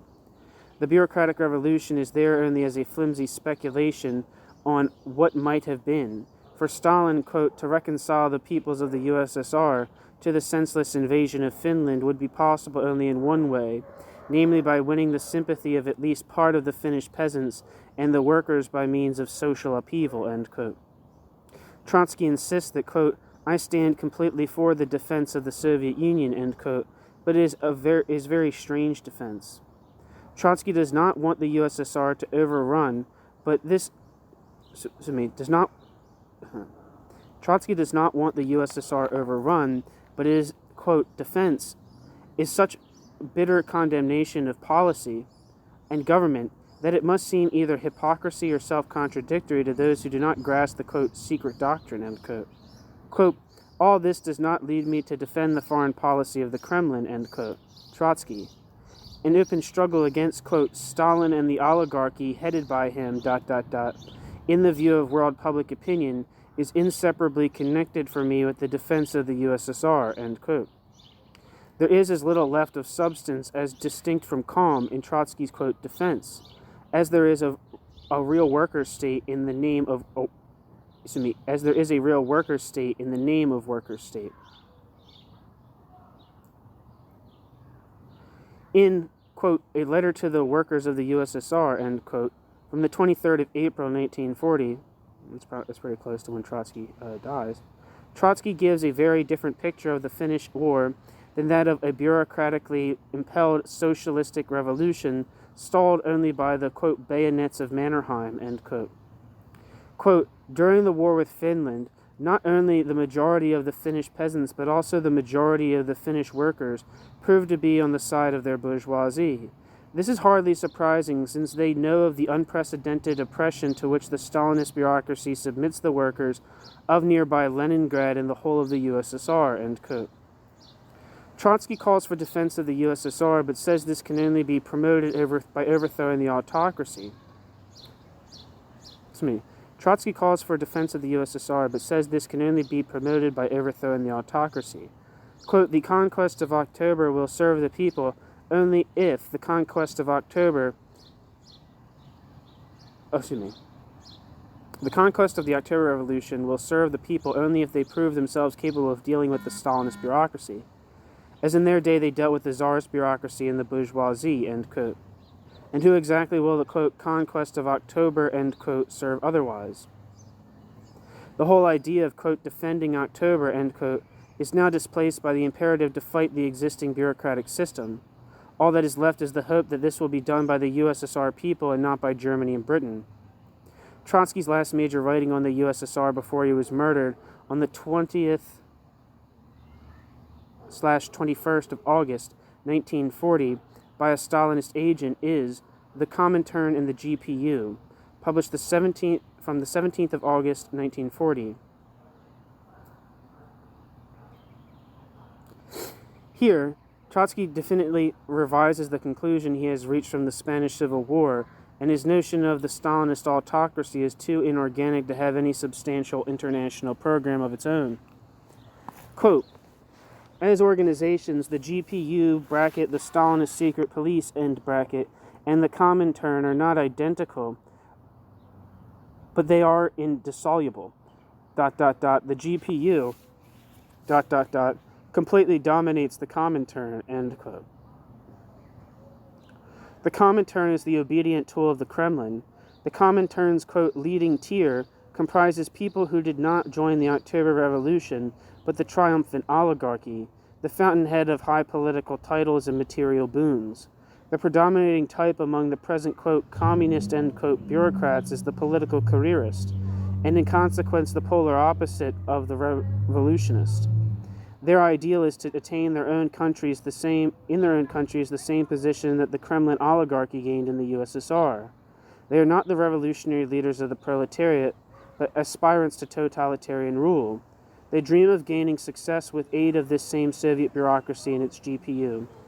They view with admiration and envy the invasion of Poland, Finland, the Baltic states, Bessarabia by the Red Army, because these invasions immediately bring about the transfer of power into the hands of the local Stalinist candidates for totalitarian rule.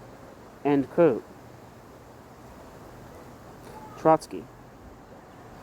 The word, quote, immediately, end quote, implies also a revision of Trotsky's previous scheme of bureaucratically impelled workers' revolution followed by suppression, and it is accurate. It is an enormous comment on the recent dispute on the Fourth International. Trotsky plainly comes down on the side of the most, quote, extreme, end quote, of his factional opponents. Finally, in his unfinished book on Stalin, Trotsky radically revised his old view and the fundamental mistake from which so much confusion and self-contradiction grew and will grow long after Trotsky is no more, that Stalin's turn in 1928-30 reflected working-class pressure and reclassified it as driven by the autocracy's drive to grab the fruits of exploitation.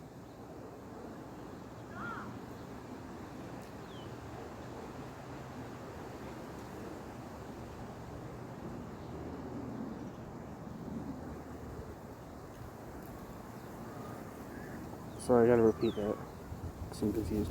Finally, in his unfinished book on Stalin, Trotsky radically revised his old view and the fundamental mistake from which so much confusion and self-contradiction grew and will grow long after Trotsky is no more, that Stalin's turn in 1928-30 reflected working-class pressure and reclassified it as driven by the autocracy's drive to grab the fruits of exploitation. Quote, the kulak, jointly with the petty industrialists, worked for the complete restoration of capitalism, thus opened the irreconcilable struggle over the surplus product of national labor.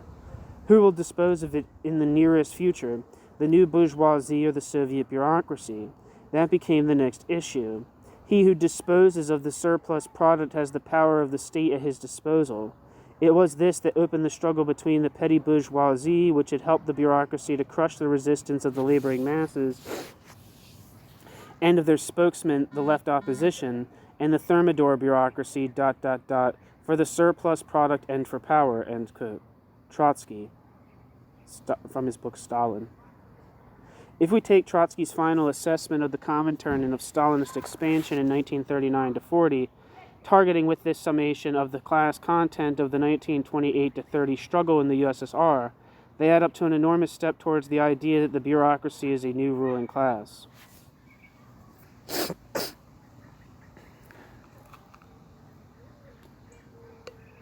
Section 31. Trotsky on bureaucratic collectivism.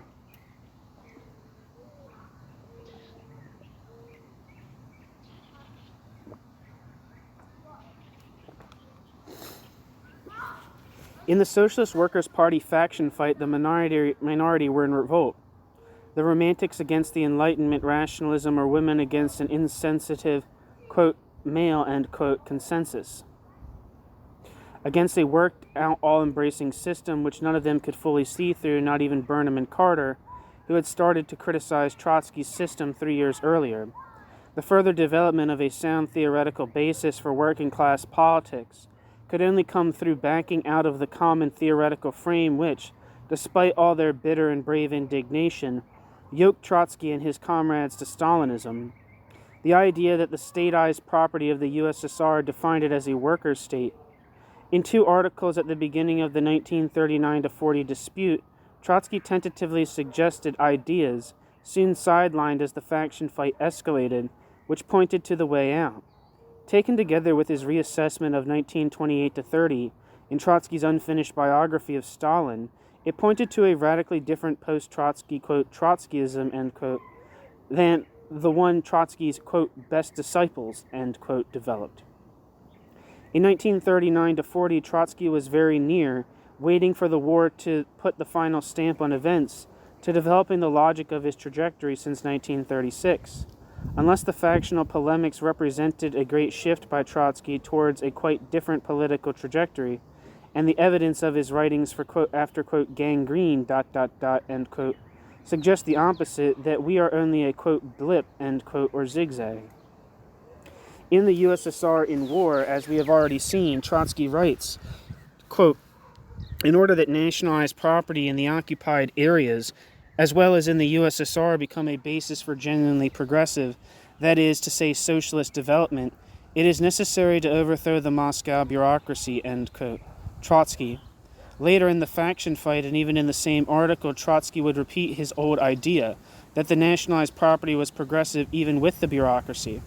This sentence, however, seems to close off one of the main strands of Trotsky's thinking since 1936. That the USSR's nationalized economy is progressive as it is, and can be, quote, genuinely progressive, end quote, without being, quote, socialist, end quote. We have seen how, in reply to Crépieux, for example, I have a piece by Crépieux on the channel, Trotsky dealt with all the political issues in dispute on the basis of the claim that the economy was progressive, while conceding for the sake of argument Crépieux's claim that the autocracy was a new exploiting class. In the USSR in war, Trotsky draws this strand in his thought. The idea that the USSR represents a new form of class exploitation, more progressive than capitalism, out into a theory and discusses it head-on. In The USSR in War, Trotsky focused his polemic against one Bruno Rizzi, though at that point no one in the USA had heard of Rizzi or read his book, because he wants to discuss not Burnham's version of Trotsky's own restorationist idea, but the more radical notion that the Stalinist autocracy is a new sort of ruling class. Evidently, he thinks it is the logical and necessary conclusion that must follow if one abandons Trotsky's own position, that Stalin's USSR is an untenable temporary combination of incompatible elements. Trotsky is, as it were, wearing Rizzi as a mask of convenience, creating a dialogue about what he thinks are the issues. Let us, Trotsky writes, concede, quote, for the moment, end quote, that the autocracy is a new class, and that the USSR is a, quote, special system of class exploitation, end quote. Then he asks, quote, what new political conclusions follow for us from these definitions? The Fourth International long ago recognized the necessity of overthrowing the bureaucracy by means of a revolutionary uprising of the toilers. Nothing else is proposed or can be proposed by those who proclaim the bureaucracy to be an exploiting, quote, class, end quote, Trotsky. The goal is to overthrow the bureaucracy and to reestablish the rule of Soviets. Quote, nothing different can be proposed or is proposed by the left critics, end quote. For Trotsky, quote, inasmuch as the question of overthrowing the parasitic oligarchy still remains linked with that of preserving the nationalized state property, we call the future revolution political, end quote. Some, quote, want come what may to call the future revolution social. Let us grant this definition. What does it alter in essence? To those tasks of the revolution which we have enumerated, it adds nothing whatsoever, end quote. I want to repeat that quote because it's very important. Some, quote, want come what may to call the future revolution social. Let us grant this definition. What does it alter in essence? To those tasks of the revolution which we have enumerated, it adds nothing whatsoever, end quote. Grant the critics their, quote, terminology, end quote. Not a workers' state, a ruling class, a social, not a political revolution, and they, quote, would not know what to do with their purely verbal victory, end quote. Therefore it would, Trotsky proclaims, quote, be a piece of monstrous nonsense to split with comrades who, on the question of the sociological nature of the USSR, have an opinion different from ours, insofar as they solidarize with us in regard to the political tasks, end quote. Trotsky has come a long way since the first half of the decade when he wrote that, quote, denying the proletarian character of the USSR is incompatible with membership of in the Bolshevik Leninists, end quote.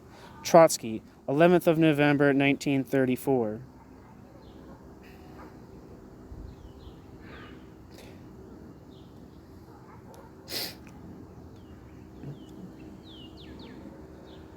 Trotsky has not even included, quote, defense of the USSR, end quote, in the political tasks so far. Quote, I hope that ... we shall succeed by means of simply rendering our own ideas more precise to preserve unanimity on the basis of the program of the Fourth International ... despite the attempt of some comrades to uncover differences on the question of, quote, the defense of the USSR, end quote, Trotsky. Scientifically and politically, as distinct from terminologically, quote, the question poses itself as follows. Does the bureaucracy represent a temporary growth on a social organism, or has this growth already been transformed into a historically indispensable organ, end quote. Trotsky responds to this question by sketching out a hypothetical future within which subsequent development will prove that the Stalinist autocracy has indeed, quote, already been transformed, end quote, into a new exploiting class. The whole discussion depends on one stark assertion, quote, the disintegration of capitalism has reached extreme limits, likewise the disintegration of the old ruling class. The further existence of this system is impossible. The productive forces must be organized in accordance with a plan. But who will accomplish this task? The proletariat or a new ruling class of, quote, commissars, end quote, politicians, administrators, and technicians, end quote. Trotsky, quote, quote, if, it is conceded that the present war will provoke not revolution, but, end quote, the quote, but, end quote, is not a straight link, but a sharp corner turn. What follows is a restatement that capitalism is in irrevocable decline, quote, but a decline of the proletariat then, end quote. Trotsky. Then what? Quote, there remains another alternative, the further decay of monopoly capitalism, its further fusion with the state, and the replacement of democracy wherever it still exists by a totalitarian regime, end quote. Trotsky. Then capitalism having played out its historic role, and the proletariat being shown congenitally incapable, quote, it would be necessary in retrospect to establish what in its fundamental traits the present USSR was the precursor of a new exploiting regime on an international scale, end quote. Trotsky. Quote, the historic alternative carried to the end is as follows. Either the Stalin regime is an abhorrent relapse in the process of transforming bourgeois society into socialist society, or the Stalin regime is the first stage of a new exploiting society.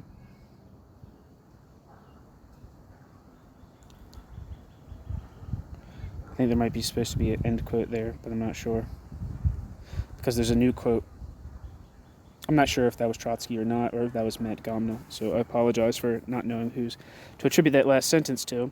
But there's a new quote. Quote, if the second prognosis proves to be correct, then of course the bureaucracy will become a new exploiting class. End quote. Trotsky.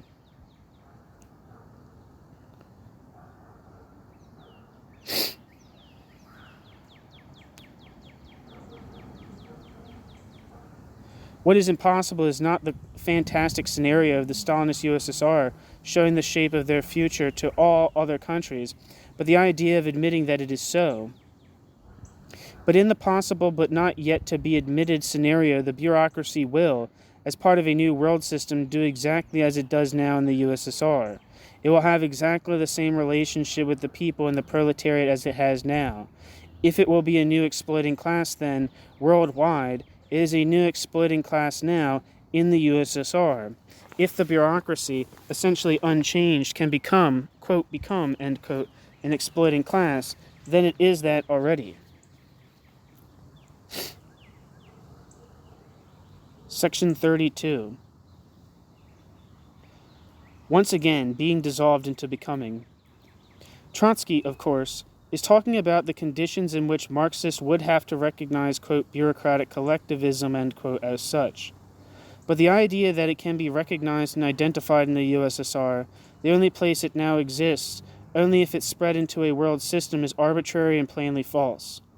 The other alternative, that the Stalinist autocracy is only, quote, a parasitic growth on a workers' state, end quote, Trotsky likewise tests by sketching a future that will confirm it.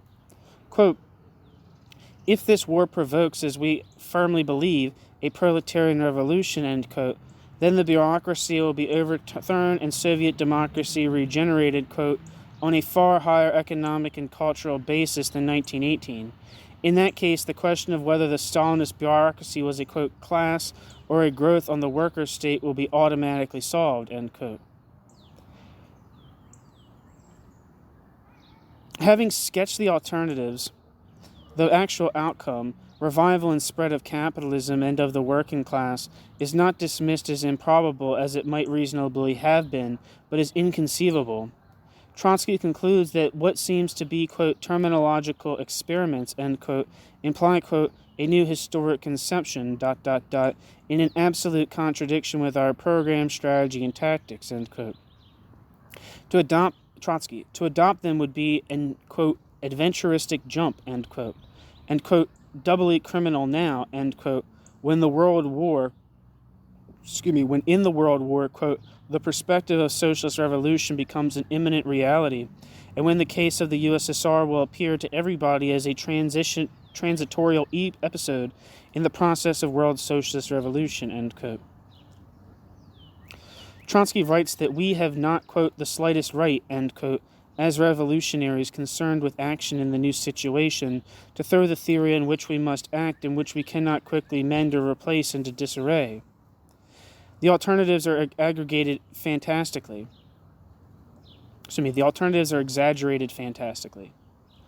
Trotsky states that, quote, if, the October Revolution fails during the course of the present war, or immediately thereafter to find its continuation in any of the advanced countries, end quote, Trotsky, then we must revise our concept of the socialist potential of the working class.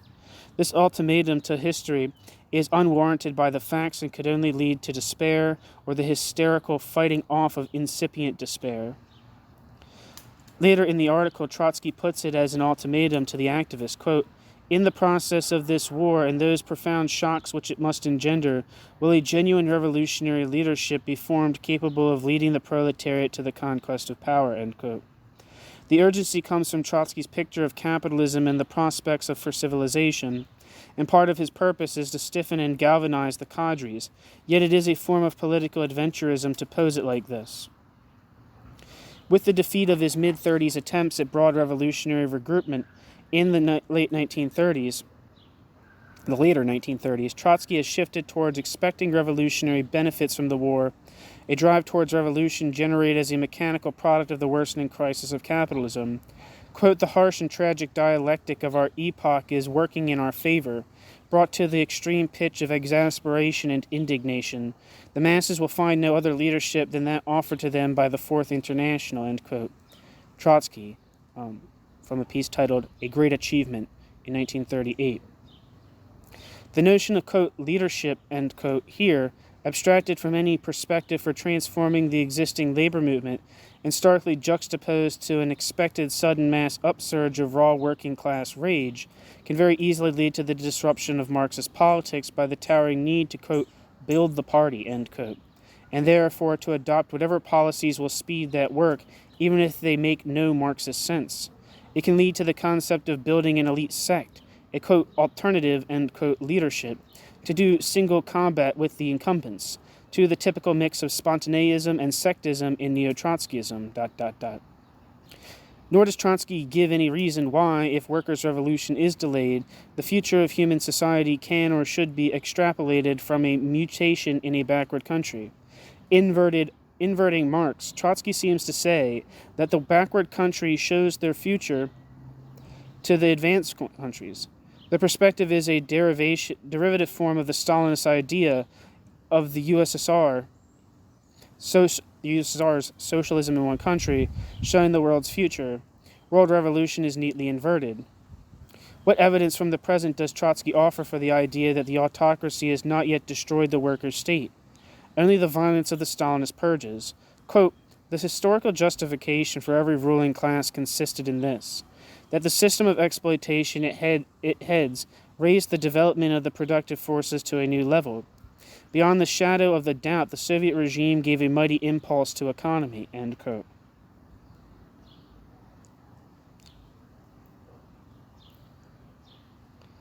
Trotsky. I want to repeat that sentence. That quote, the historical justification for every ruling class consists in this, that the system of exploitation it heads raised the development of the productive forces to a new level. Beyond the shadow of a doubt, the Soviet regime gave a mighty impulse to economy, end quote. Therefore, the autocracy, which in its own brutal way organized this, quote, impulse to economy, end quote, is both a ruling class and progressive? No. Quote, the source of this impulse was the nationalization of the means of production and the planned beginnings, and by no means the fact that the bureaucracy usurped command over the economy, end quote. Trotsky. As the economy rose higher, its needs grew more complex and the bureaucratic regime became, quote, unbearable, end quote. The, quote, constantly sharpening contradiction between them leads to uninterrupted political convulsions, to systematic annihilation of the most outstanding creative elements in all spheres of activity. Thus, before the bureaucracy could succeed in exuding from itself a, quote, ruling class, end quote, it came into irreconcilable contradiction with the demands of development, end quote. This shows that, quote, the bureaucracy is not the bearer of a new system of economy peculiar to itself and impossible without itself, but is a parasitic growth on a worker's state, end quote. Trotsky. Trotsky's arguments here depend entirely on his dual system, his split-level view of the USSR. The, quote, deep, end quote, reality is Trotsky's ghostly version of what might have happened, rooted in October 1917.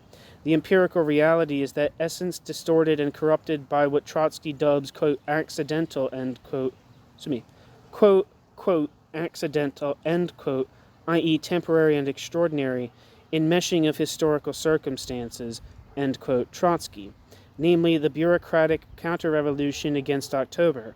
Trotsky uses it to insist that, quote, being, end quote, the automatic system which has been a fact for 12 years or more, is still only a flickering moment in a different, quote, becoming, end quote. To dissolve being into becoming. To argue that what is and long has been is less than real because, he believes, it does not exist, quote, stably, end quote. Always the, quote, snapshot, end quote, is abolished in favor of projecting the moving film into the future. This is the dialectic here. And there is nothing artificial in Trotsky's use of it, in Trotsky using it in his polemics against Burnham and Shachtman. For Trotsky, it has become everything. Method is splitting from its application to become the last auxiliary argument, and here it is sophism.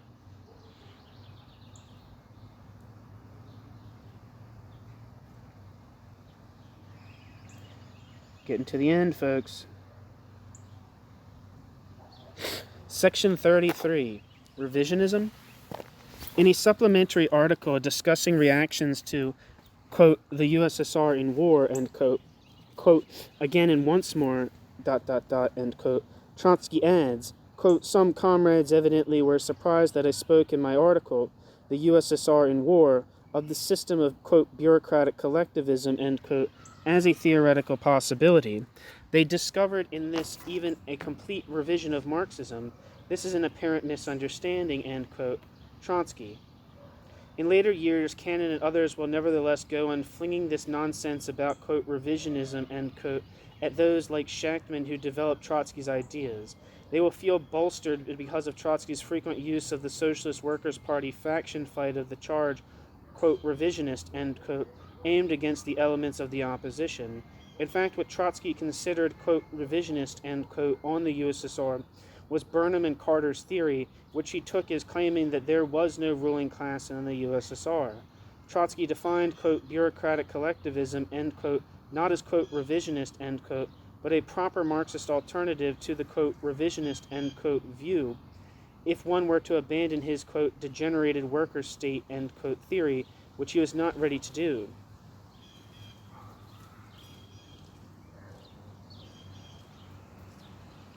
Trotsky certified, quote, bureaucratic collectivism, end quote, as both Marxist and as the conclusion that must follow rejection of the worker state theory if the USSR neither reverted to capitalism nor was transformed by a workers' revolution. In the second article, Trotsky sets out the idea that should have been at the heart of post-Trotsky Trotskyism, when it ceased to be even residually reasonable to continue what was in Trotsky already culpably wrong, the theoretical policy of, quote, weight, end quote. Quote, the Marxist comprehension of historical necessity has nothing in common with fatalism. Socialism is not realizable, quote, by itself, end quote, but as a result of the struggle of living forces, classes, and their parties, end quote. Trotsky. Trotsky believes the working class will conquer, quote, but we have full right to ask ourselves, what character will society take if the forces of reaction conquer, end quote. Trotsky is talking about worldwide alternatives, yet Trotsky's thought plainly applies to the USSR now. In the USSR and the struggle of living forces, the bureaucracy is conquered and Trotsky is not remiss in describing its barbaric character.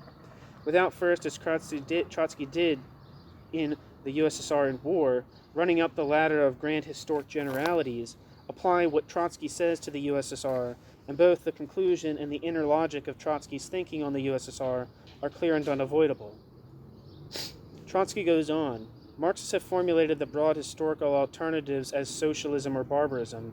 After Mussolini's victory, communism or fascism. Shachtman and the Workers' Party will develop this train of thought in the face of expanding Stalinism, socialism or Stalinist barbarism. Events, Trotsky continues, have shown that the delay of the socialist revolution engenders barbarism, quote, chronic unemployment, pauperization of the petty bourgeoisie, fascism, finally wars of extermination which do not open up any new road, We have the possibility of expressing ourselves on barbarism more concretely than Marx. Fascism, on one hand, degeneration of the Soviet state on the other, outline the social and political forms of a neo-barbarism. An alternative of this kind, socialism or totalitarian servitude, has not only theoretical interest but also enormous importance and agitation, because in its light the necessity for socialist revolution appears most graphically, end quote. However much this is attached in Trotsky's article to speculations about the future, it applies also to the present. Stalinism is barbarism, the reductio ad absurdum of Trotsky's final position in that what Trotsky, expecting that it will soon be overthrown, calls a political, social, and economic system in one country, or one empire, becomes outright barbarism in the prototype of threatening world barbarism if it spreads to the world at large and is consolidated. It spread only to a further larger part, mainly of the backward parts of the world, but it was consolidated there, and it was barbarism.